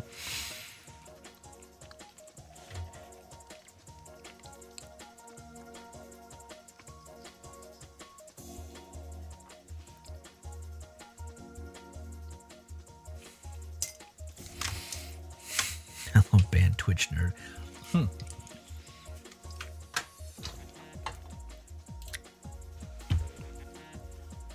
But anyway, today is, as the title says, it's just a bunch of complaining. My head still hurts, not as bad as it was. I don't know if these cashews have helped or what, or maybe the Tylenol's actually kicking in. But I'm just very frustrated because we're behind a wrestling promo. As I mentioned earlier, I didn't have any of that done. My batteries are drained. I knew today was going to be a tougher one, but we're here. We're getting through it. So I'm just trying to make the best of it.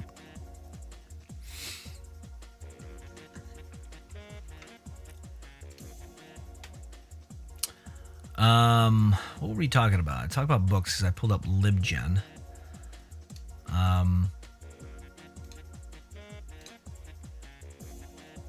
What we could do, this is something I was wanting to do because I know we've talked about this for a while, and today, see, the cashews are probably helping the Tylenol. It's good to have food, especially protein, with the acetaminophen. Well, these are not cashews. What are these? Did I say cashews? I meant to say, what the fuck are these in the shell? Pistachios. But it's probably why, because I took it right before the stream started, and I've been just kind of eating these throughout the night. I've eaten, well, here's the shells of what I've eaten so far.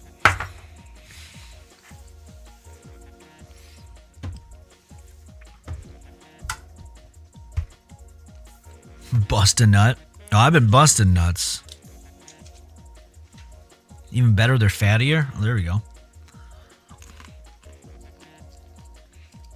Now, tomorrow's going to be a big day as far as like, I got to work on Rumble promos. I got to clean up down here. I'm turning my phone off. No one's allowed to contact me tomorrow. We're going to focus on all that. And then at the end of the night, we'll do a stream like we've been doing. It'll be more productive than tonight. Monday, the plan is we're going to have a nice, full retrospective of 2024. We're going to do a nice look back. And then Tuesday's New Year's Eve. We'll do a short, fun stream then. New Year's Day is going to be, that's a mixed bag. I'm going to be hungover. It'll be kind of like today, but I'll probably be in a slightly better mood. And then, what else was there? We were shooting for the 2nd to be the big Project Melvin declaration and symposium, but that'll probably be Saturday, and just to be realistic. And then we're off to the races after that point. You're a doctor? Well, good. I'm glad I have a doctor on in the chat.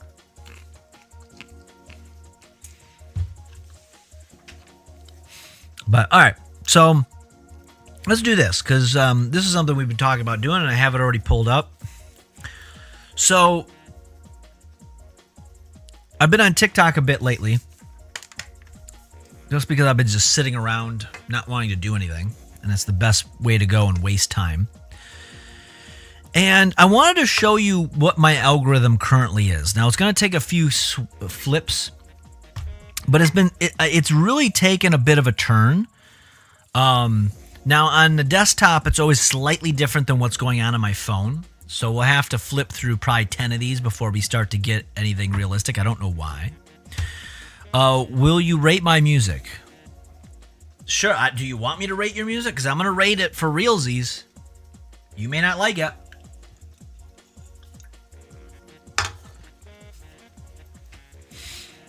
But let's take a look at like what we got in the old TikTok algorithm here. Let's see here. Please? Are you just I just need some clout? I mean, I did answer you. Are you a bot? Because you're not really reading the context clues.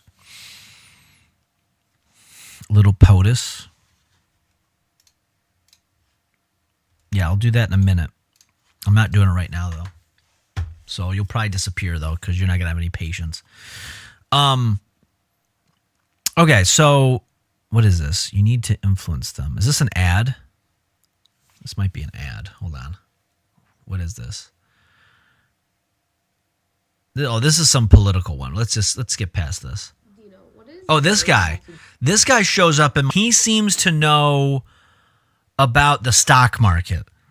Now, I don't invest enough in a stock market. I don't invest at all. Let's be honest. I put money in an account years ago, and I haven't touched it or looked at it since. So let's see, Melvin. You know, I found that Adam Tuford video where he asked someone if he likes pee. But I get this one. And it's basically she asks him questions and then he gives like a reasonable answer. And I'm like, oh, okay. That makes me feel a little bit better. This might be some sort of propaganda account, but I don't know. I figured out the person he asked if he liked pee was actually a fish tank restreamer during Blood Games times. Oh, interesting. To do with the government. Doge? I don't understand it. Hear about Doge? Dogecoin? DOGE, Department of Government Efficiency. This is Musk. Yeah. You know him and his... Acronyms. You know, like Tesla, right? Sexy. Sexy. All the models. XE, Model S, 3. Model E, Model Y. Model 3 is E. Oh, I didn't even notice that. I didn't know that the Tesla model spelled out sexy. That's interesting. See, this is what I mean.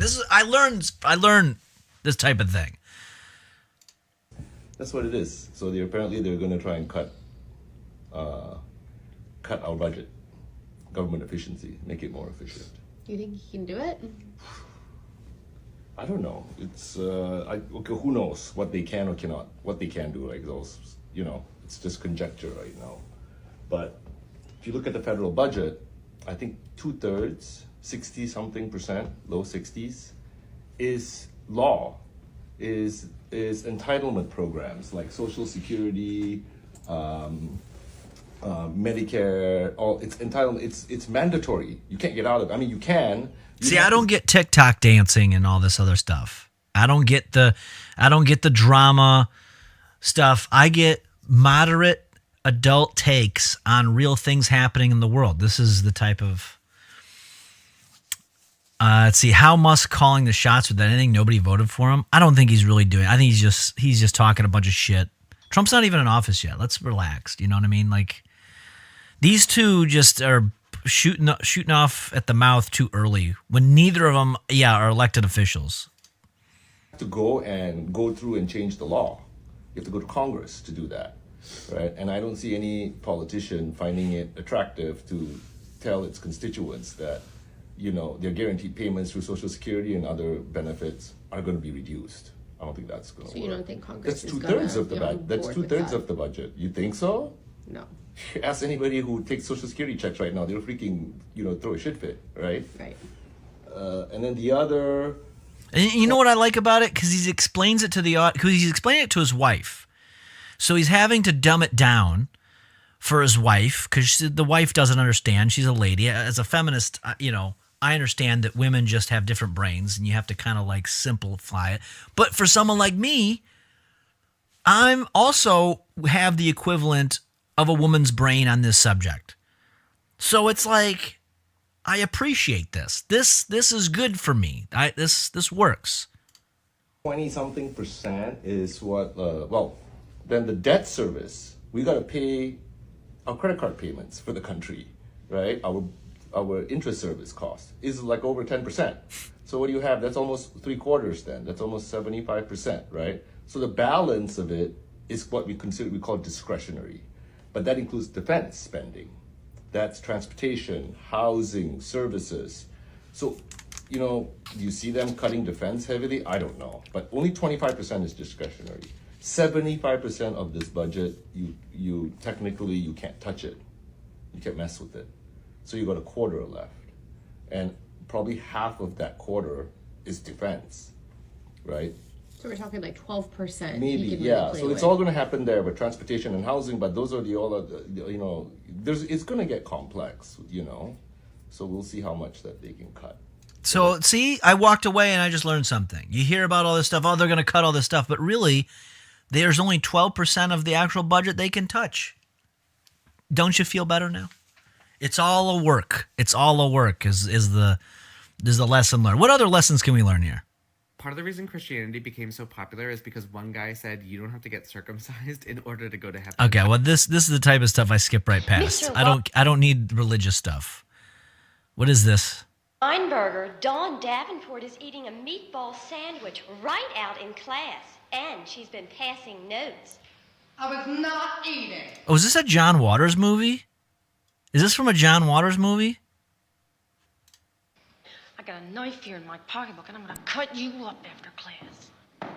Stop this immediately. Now they're threatening me, these awful cheap girls. What? Dawn Davenport is a hero. Oh, Female Trouble. Okay, yeah, this is see? And I get stuff like this and I'm like, "Oh yeah, I remember that John Waters movie." This will jog my memory a little bit.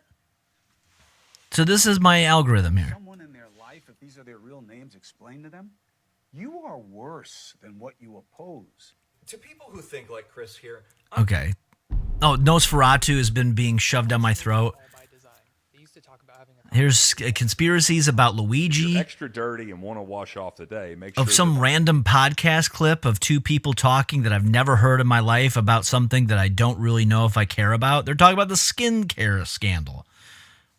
I'm in a weird situation and something just feels really fucking off. Like something's not Oh right. yeah? I don't know. And I hate, I'm going to be honest with you. The women TikTok people drive me crazy because they say something that grabs your attention and it's always a waste of time.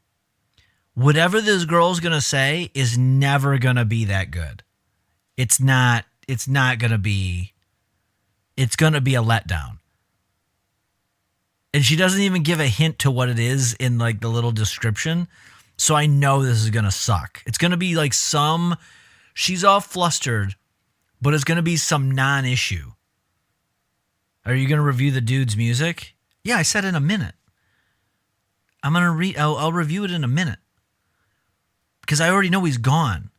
So I'll review it at my own time. Thank you very much. I'm not just a puppet on a string to review fucking Little POTUS's music when he wants. He's already in another chat begging someone else to play it. It's part of some bot network, probably. Usually full of shit, too. Yeah, these people are usually full of shit. Let's see. Let's see how far we make it before we... Tripping or if I have some kind of legal grounds or rights to take action because the whole Probably thing has not. been super sus from the start. Basically, I found a really nice condo on Zillow that was fully furnished, utilities were included, it was a really low asking price for the market, and it was super nice. For reference, Sounds like if it's a really low asking price for the market, might be too good to be true. Let's find out.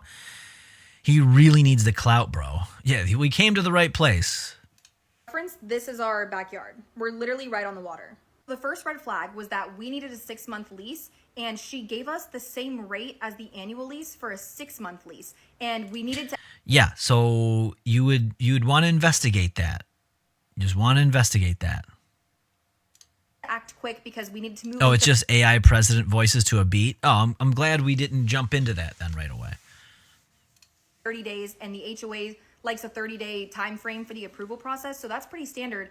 But she didn't mark it up at all for 6 months. We got a really, really good fucking rate. The second red flag was that she scheduled a showing, and then on the day of the showing, she texted me and said, "Hey, my husband is going to be the one showing you. He's one of our agents, and you can ask him any questions." So I'm like, oh, they both Oh, work at- scam. So I already can see what's happening. And the fact that she didn't see that this was happening explains why there's a problem. Set up a showing, got a lease to sign. This person is doing some sort of arbitrage scam where they're getting leases signed and down payments and so on. Then they go in there. The person, the agent that's going to show them everything, I'm thinking is in on the scam, but they're not even an agent for that condo.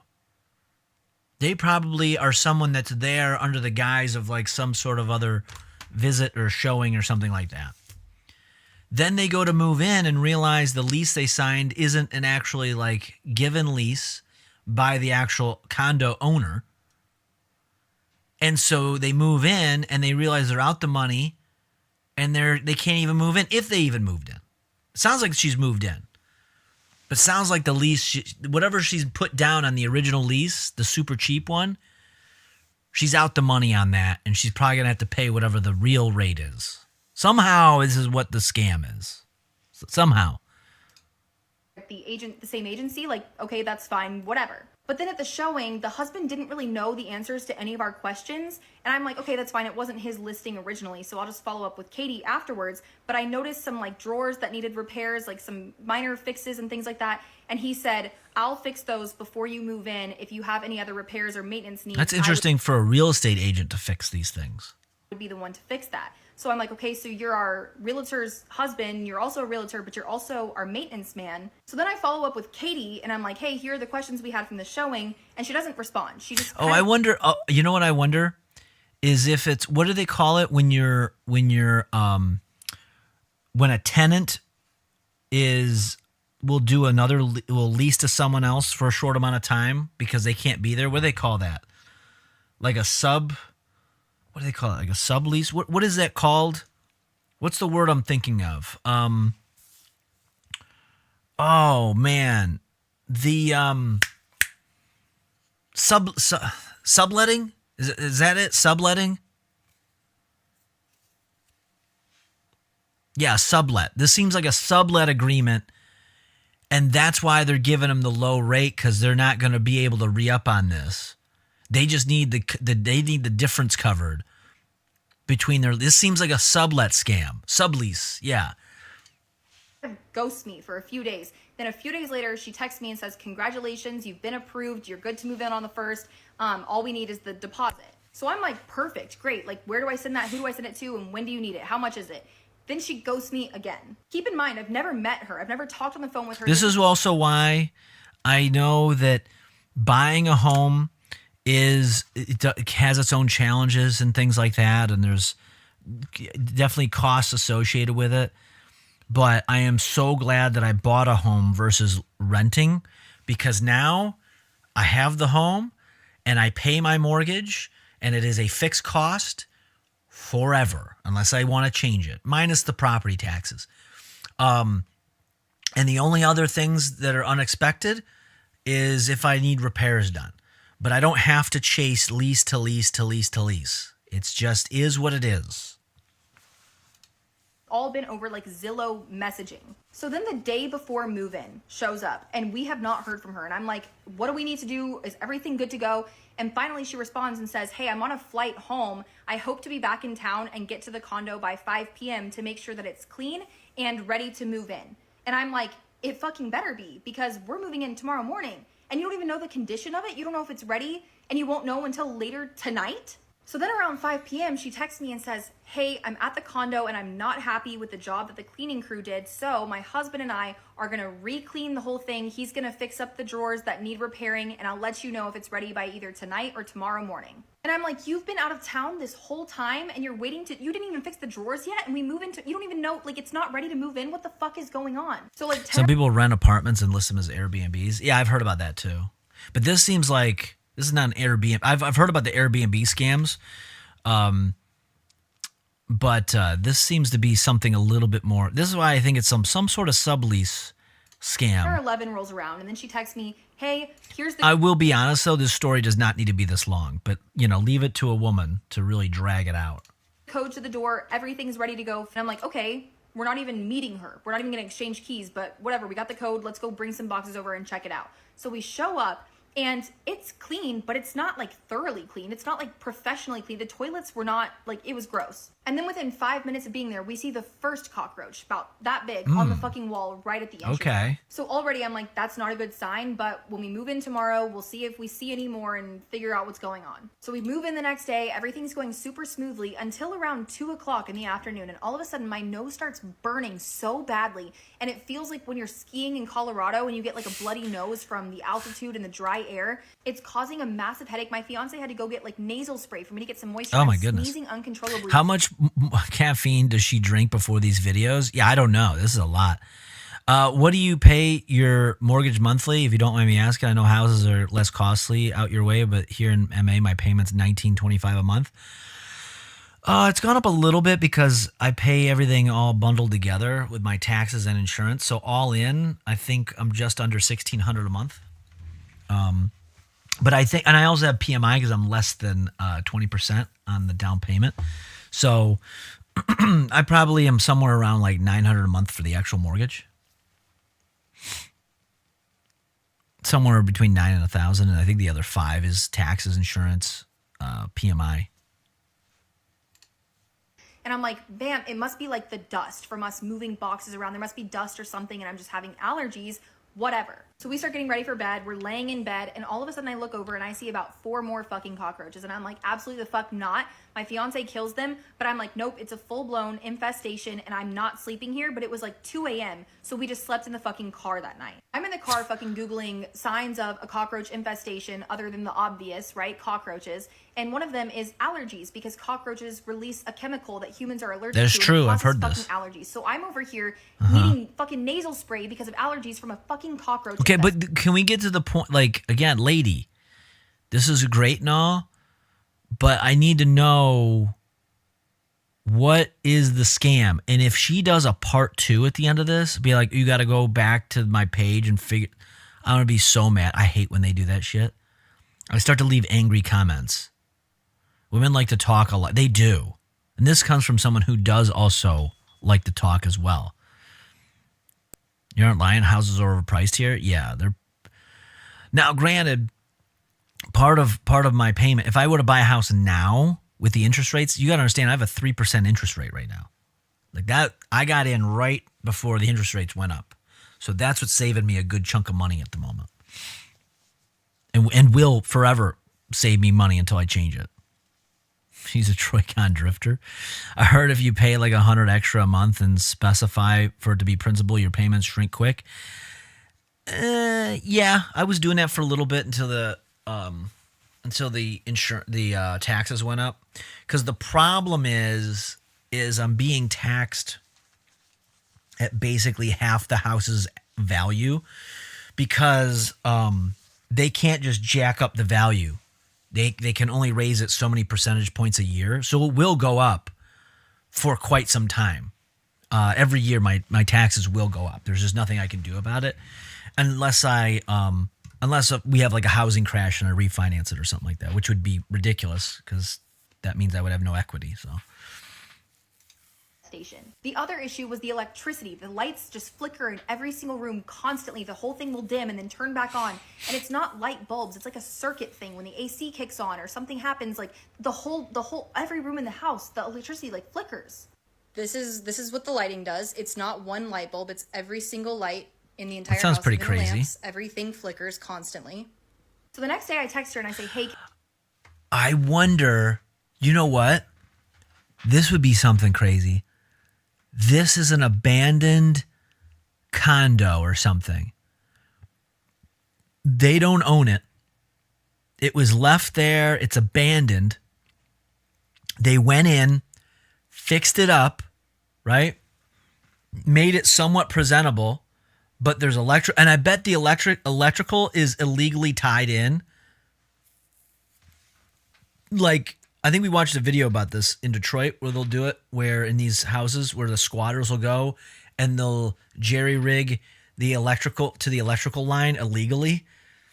I bet you it's something like that. The scam is they bought a lemon. I don't know. There's something seems to be up. Maybe you're right, 13. If that's really what the end of this story is, I'm going to be very disappointed. I'm hoping it's something more there's more intrigue than that there.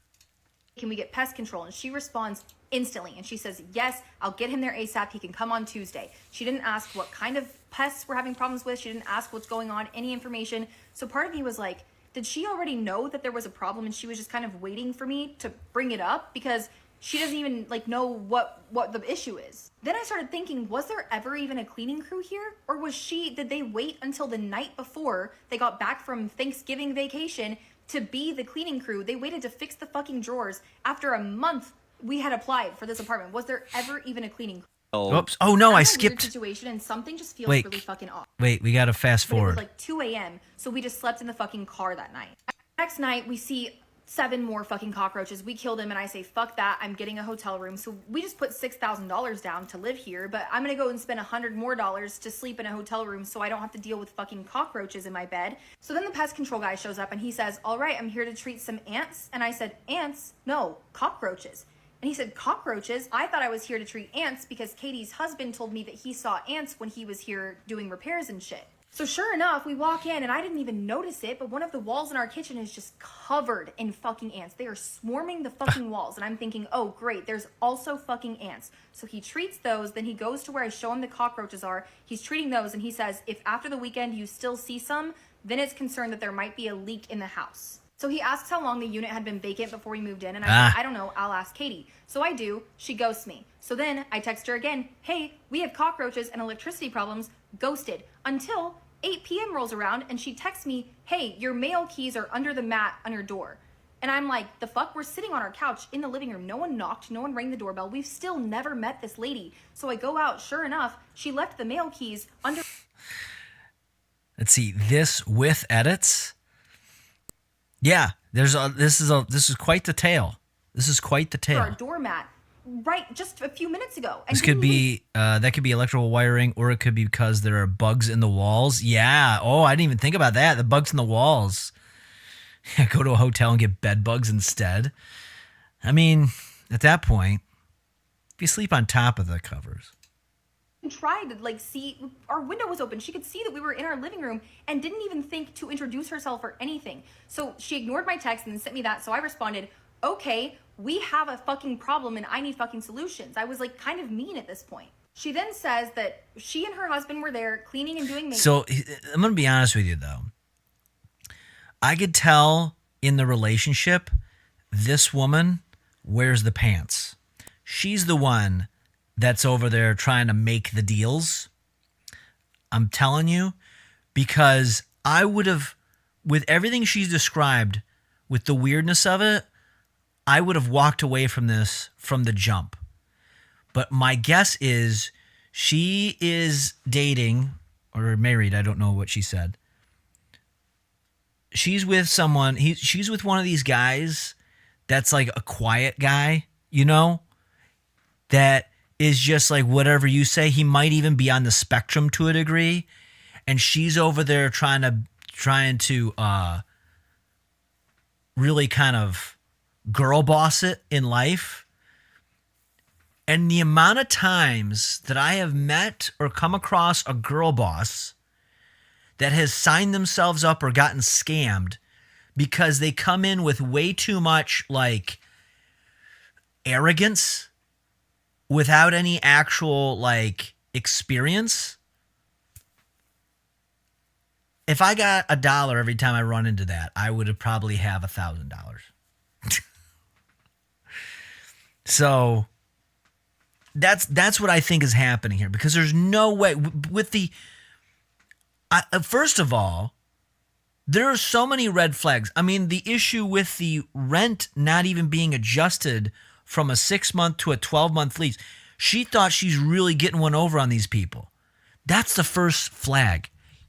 Don't ever, here's a lesson for you, and maybe you do have an opportunity to get over on someone, but I'm telling you, more than likely, it's not going to go in your favor.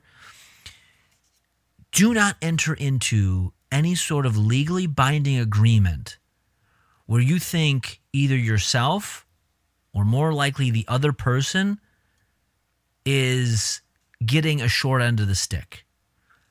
It's never worth it. It's never worth it. You can always come up with, well, but there was this one time. You got lucky. You got lucky because more times than not, there's a reason. People don't typically enter legally binding agreements without having some sort of research done. If you don't do the research, you're going to get scammed. And if you feel the other person didn't do the research, they may be the one getting scammed, or more likely they're pulling a more intricate scam than you are aware of, and which is what's happened here. He's super autistic, I'm pretty sure. Like Amy Schumer's husband. Yeah, something like that.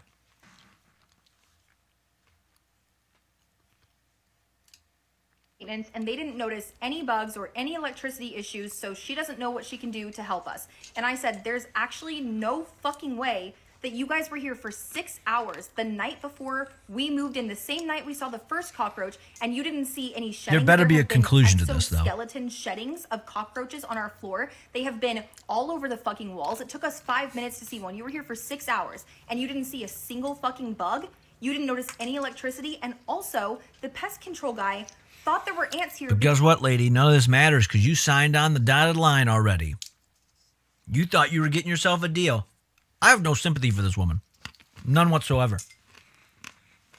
Because your husband told him there were ants. So at the very least, your husband knew about the ants. So you're lying right now, straight up. And now everything's just kind of coming together. Like, did you know about these problems? Is that why the asking price was so low? Is that why you were so quick to fill it? Is that why we haven't met you? Because you don't want to face us? Because you know what we just moved into? Like, did you know about this stuff? But we can't fucking prove it other than the pest control guy saying that he knew about the ants because of the husband. But that's it. But I'm like, can we get reimbursed for the hotel room? Can we terminate our lease and get some kind of refund for the $6,000 that we put down? Can we get some kind of discount on rent for the month? Like, is there anything that we can do? Because it's borderline inhabitable. I have to drug myself with Tylenol PM or NyQuil to go to sleep at night. I just need to know, am I fucking shit out of luck? I knew it. I knew it. We weren't going to get any sort of resolution. I knew it. I fucking knew it. That's it. That's just the end of it. No resolution. Another woman that tells a story that goes nowhere. Thank you, lady. Thank you. This exists? Hold on. What is this, a movie? An Amy Schumer movie? My husband has Asperger's. If you don't know what that is, neither do I. No, he's on the autism spectrum. It's super mild. Where are you? Right here. Will you walk us through this outfit? Yeah, this is the type of guy that woman was dating. I can't watch. I'm sorry. I cannot. I don't have the patience to deal with Amy Schumer right now. I just don't.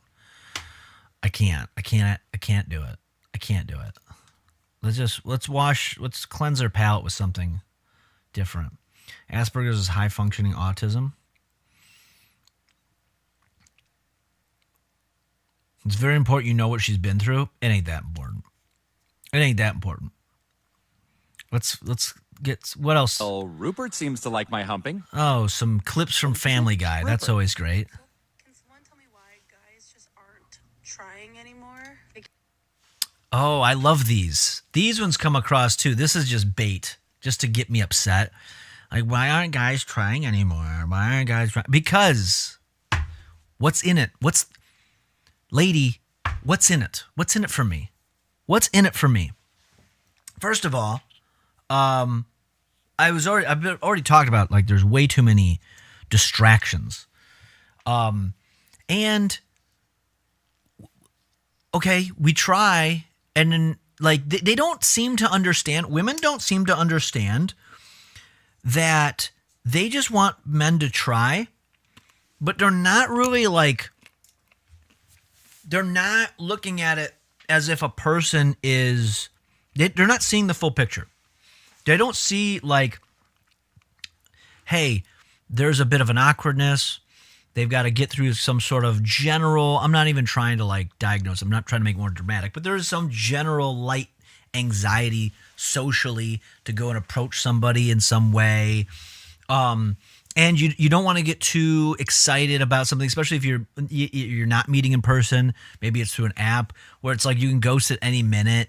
Like, you've got too many options. You've dulled the senses. So, and there's nothing. What's in it for me to go through all that extra trouble? And for you to give me a mid response. These are endless. Now I know how these go. The blue hair girl is going to complain about this and have some retarded statement that's going to get cut off early because this woman's going to be the male advocate and speak for the men. So TikTok likes to think that this is what I need, is a woman to tell me what I need. Exactly. Nothing in it for us. No, there isn't. There really isn't anything into it. But they just like the idea of someone coming. They complain about it like, why don't men try anymore? The same way that, like, older people used to complain about whether or not the person working at the McDonald's was polite or not.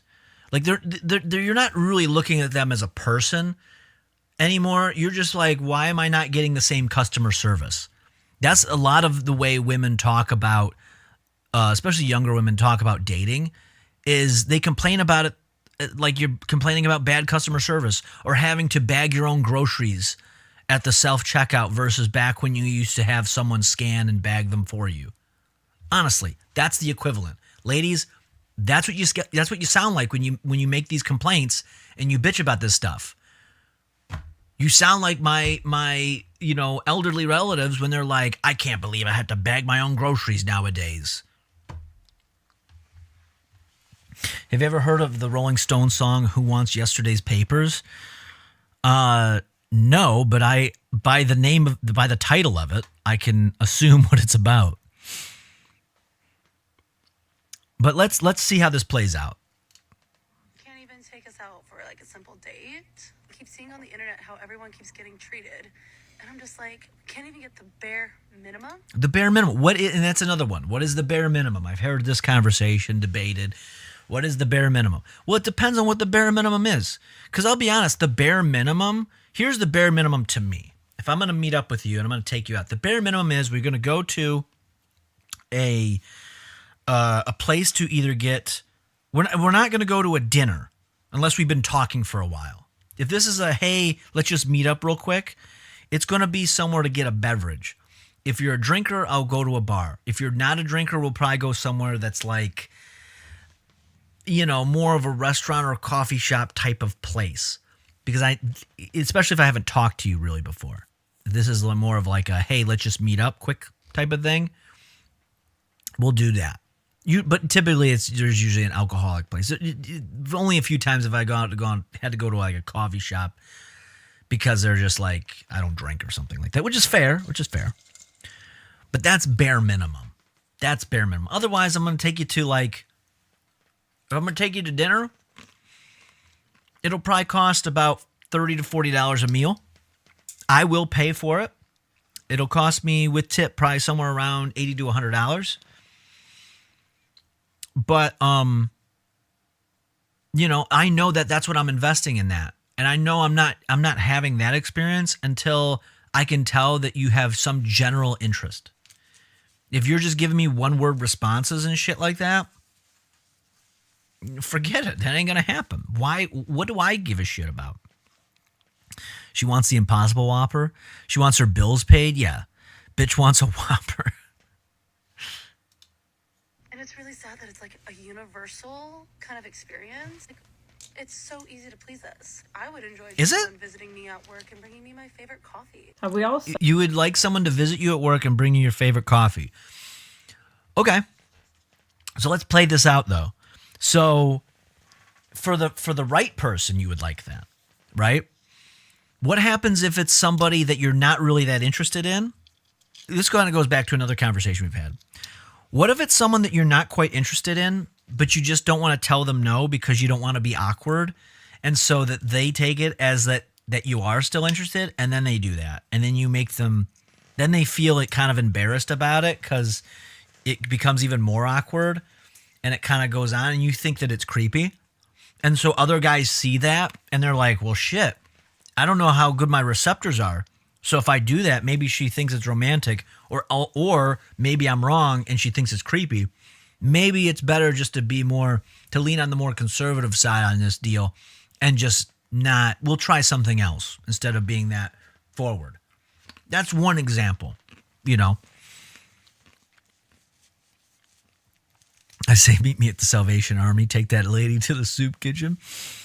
And I would like her to visit me while I'm playing video games and she gets under the table desk to give me head. Oh, yeah, that's some typical slit talk right there. Meet up and get carrot juice. Mr. Twitter says, I used to try, it didn't work. Then I gave up. That's when a woman decided to marry me. My advice, give up. Honestly, there's a little bit of truth in that. Well, we will go through this process together come February. That's our project in February. Spoiler alert. We're going to be working on that. It is the month of love, after all. Suddenly forgotten when women collectively decided to choose the bear over men, or how we've Okay, so this lady's going to lean into the memes, though. This is going to be just a lot of like, this is kind of some of these girls that do this stuff kind of comes across a little grifty because it's like, yeah, you're saying all the right words right now, but I don't know. It just seems like corrected SA allegations, and basically men need consent just to look in your direction, or he's going to be facing. Yeah, because she's being very hyperbolic in a lot of this stuff. Like I think what I said was a little bit more realistic than being afraid of like a sexual assault allegation. False allegations or charges against him for SA. And let's not forget that y'all want men to be blowing up your phone, but not blowing up your phone too much to where he's a creep. But okay, well that at least falls in line with what I said. Too little to where it's not enough effort, and that's confusing as fuck for any human being. Y'all want maximum effort with minimal reciprocation. Like basically the juice isn't worth the squeeze. Yep. And you want a guy with a sense of humor, but when he hits you with the dad joke on a dating app, now he's weird and that was so unoriginal, and you know, he's giving you the ick. And the funny thing, that's more of a meme, but is you always want to talk about a man's lack of effort, but do women not do the exact same thing? They stop putting in effort, and a man comes home to a woman in leggings and sweatpants, but when y'all started dating, you were dressing up, you were putting in that same effort. This I don't agree with it. This part's kind of stupid. I don't really care. You know, as long as you're not getting fat, just don't get fat. Just don't get fat. That's all I ask. Don't get fat. You don't got to wear makeup all the time because typically if I'm attracted to you, you look good without makeup anyway. Girls that need it to look good, I have no interest in. I could see through it. Like it's not like as I've gotten older, I've got the shallow Hal vision now where if you need a lot of makeup, I can kind of see. I know enough now on how makeup works to what you're doing to kind of hide stuff. So I can kind of see through it. But just don't get fat. That's all you gotta not do. But y'all never want to talk about the amount of women that drop off in their own effort.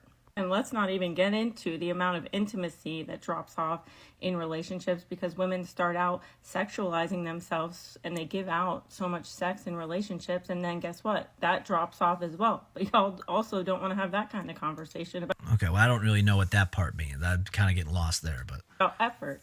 And what's even more confusing is the way that women will say, like, don't introduce me to a vibe you can't maintain, even though the women's expectations is exactly that. It's true. That's true. Okay, so she's like 50-50 here. She's hitting on some stuff that's a little too much, and then there is some reasonable things. vibe that men cannot maintain, which is why the effort drops off and suddenly he's not doing enough. Women love... Let's see. Same. I like my females without makeup. No, Shallow Hal saw them for their heart, not their looks. Slit. This is not a one-to-one analogy. Okay, I'm just talking like he would see the true beauty in them. I'm saying that my vision is like that, where I can see the beauty behind the make. You know, that's all it is. You're taking me too literal. To be love bombed, and then when it stops, they're confused as to why, because they have unrealistic expectations to be treated like a Disneyland fairy tale for the rest of their life. Yeah, I mean, and this truly is the problem, and it's a very simple problem that goes both ways, honestly. There's too much choice. There's too much choice on both sides. A lot of guys like to say, "Well, women have too many choices." They have a lot of choices. But I have choices too. We'll talk dating apps. In public, it's different. Depends on your lifestyle. Mine, unfortunately, I don't get around a lot of new people. I'm just not out there doing that. Life doesn't require me to do that. I don't go grocery shopping on a regular basis. I get most of mine delivered. A lot of the things I need to go and buy, it's delivered to me. I spend a lot of time. I do a lot of my work from home. I don't need to go to a place very often, maybe a couple times a week. And even then, I'm only meeting with people I need to meet with. You know, I have friends, but a lot of my friends are very similar to that. So there isn't that, like if we meet up, it's just us doing something. We're not going out in these big public areas. So that's part of it.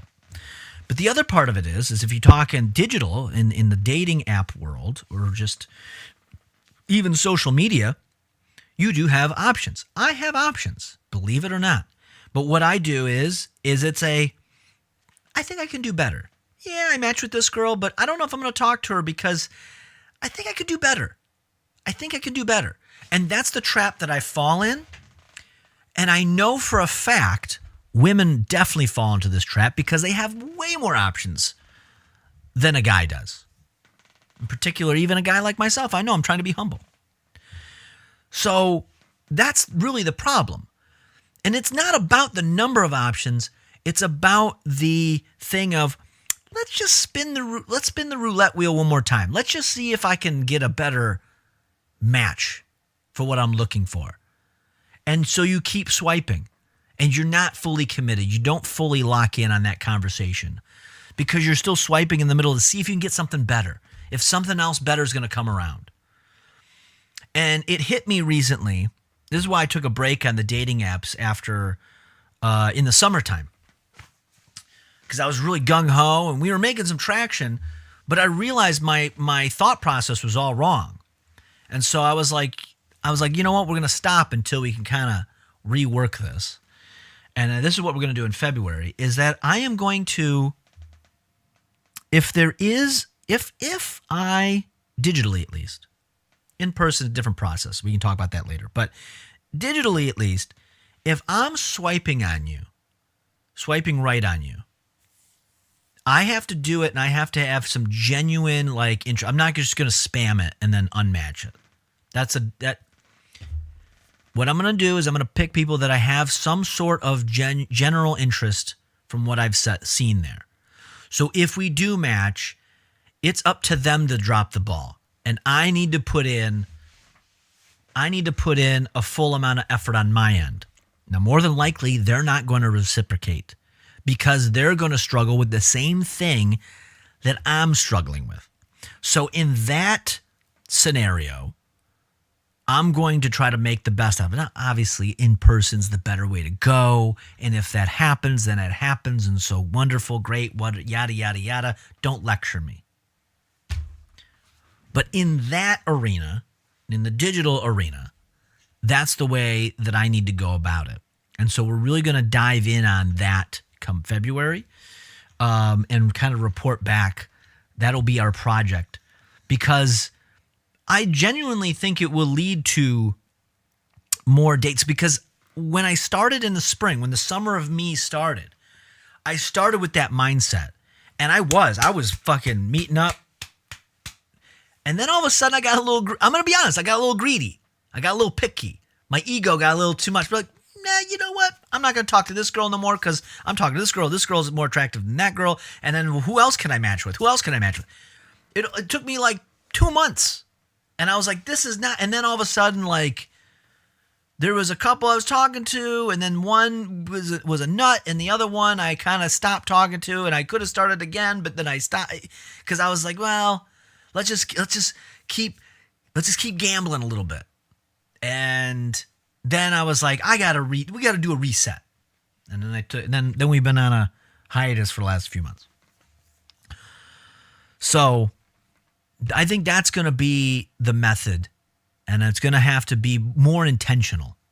I need to be more intentional, and maybe, just maybe, I'll get lucky and find someone with those similar intentions that seem to have some sort of attraction in my eyes. My wife doesn't need makeup to look good. Well, that's good, Slit. That's good. I contoured all the ugly away. Don't get me near water because it's a shit show if this comes off. Yada, yada, yada. Then he took me home. Very unfeminist of you to say to not get fat. No, I would say that to anybody. I would say that to a guy. Or I would say that, I'm sorry, I would say that to a girl that is talking about, what they're expecting from the guy that they're seeing. It's like, as long as they don't get fat, looks wise, it shouldn't really make that much of a difference. Fat is what makes you ugly the fastest. I'm sorry. You want an easy way to give yourself, no matter what your age is, to make yourself look better? Lose weight. Just lose weight. And you say, man, but that's hard. No, it's not. Technically, it's not. Because all you got to do is don't eat. Now, I'm not talking anorexia, but just eat less. And guess what? You're also going to be able to save money that way because you're eating less. Now, here's the challenge. It's the mental piece, because at that point now, it's like telling a smoker just to don't smoke, right? Because there's a whole like psychological thing going on, and that's the real struggle. And then once you identify that part, then you start working on that aspect. But you got to treat it. You really got to treat not being fat as breaking an addiction. I've essentially tried to quit smoking for the last 5 years. But I keep going back to it. Anyway. But that's my take on it. Well, my head still hurts. But I was able to get us to 2.5 hours tonight. I was surprised that we actually got over an hour because I was just not in the mood. I was in a pretty tough mood. Mood's not fantastic, but it's better. I'm going to eat something and then probably go to bed. And then tomorrow will be productive. Or you can get several chronic diseases that don't allow you to gain weight. Worked for you. True. Maybe we can do that. Maybe I'll just start taking some risky blood transfusions. See where that takes me.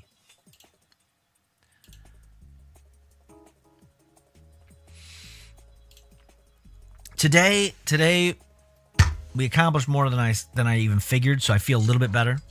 Thanks for the fun stream. It's been a great first 10 days. I know, and be honest, these 10 days in my eyes have been a bit rough just because of just the holidays and everything being so busy. But again, this is a great warm up for January. It really is, because now I'm seeing like, okay, we can make this even on bad days like today. We can make it work. Captain Juggalo is on. Awesome. That's great. We can go stop over there. I did want to say this though. One thing that I am looking to do, and we'll expand on this in some time, but clips. I need clips So if there is something that I happen to ever say and you're like, oh, that's really good, please clip it. The clipping tool on your phone has actually gotten much better. We will start a contest for it somewhere here soon, but I'm trying to put that out there because I need them. I want to post at least a clip a day on like TikTok and YouTube and, you know, shorts and stuff like that. Yeah, we're not raiding Alex from Fish Tank. Fuck him. But yes, I'm just, you know, putting it out there, putting a bug in your ear. Clips, please. Clips.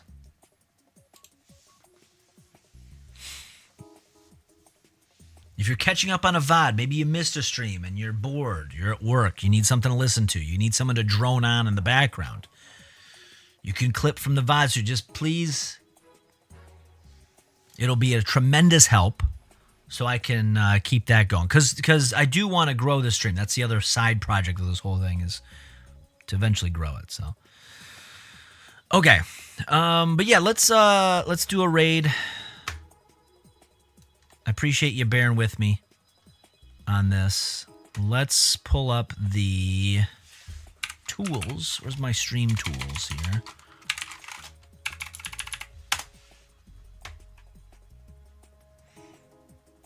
You said Captain Juggalo is on, so we can definitely go in and give a raid to him if that's true, unless it's fake news. If it's fake news, then whatever.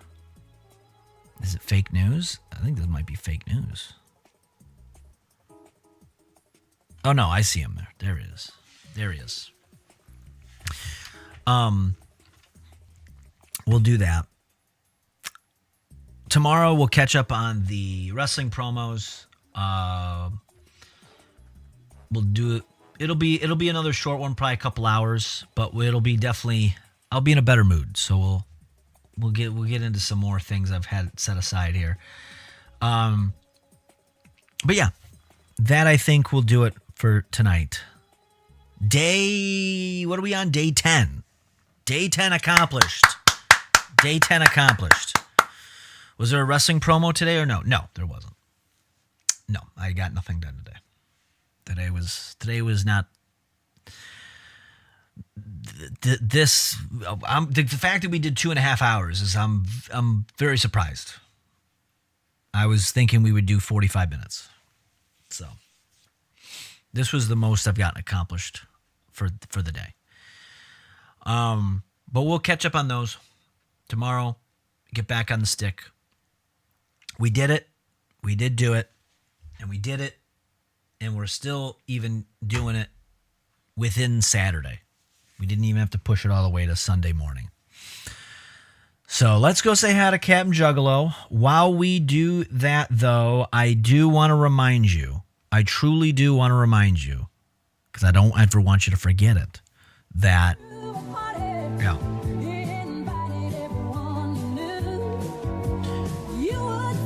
The biggest gift always would be for me to say thank you for being a friend. Thank you so much.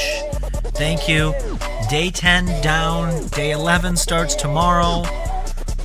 We only have another 360 more of these. So let's cherish them.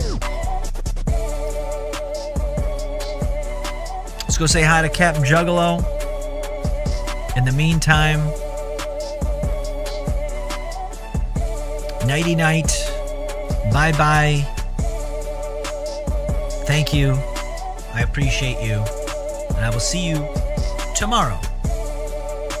And now you know the rest of the story.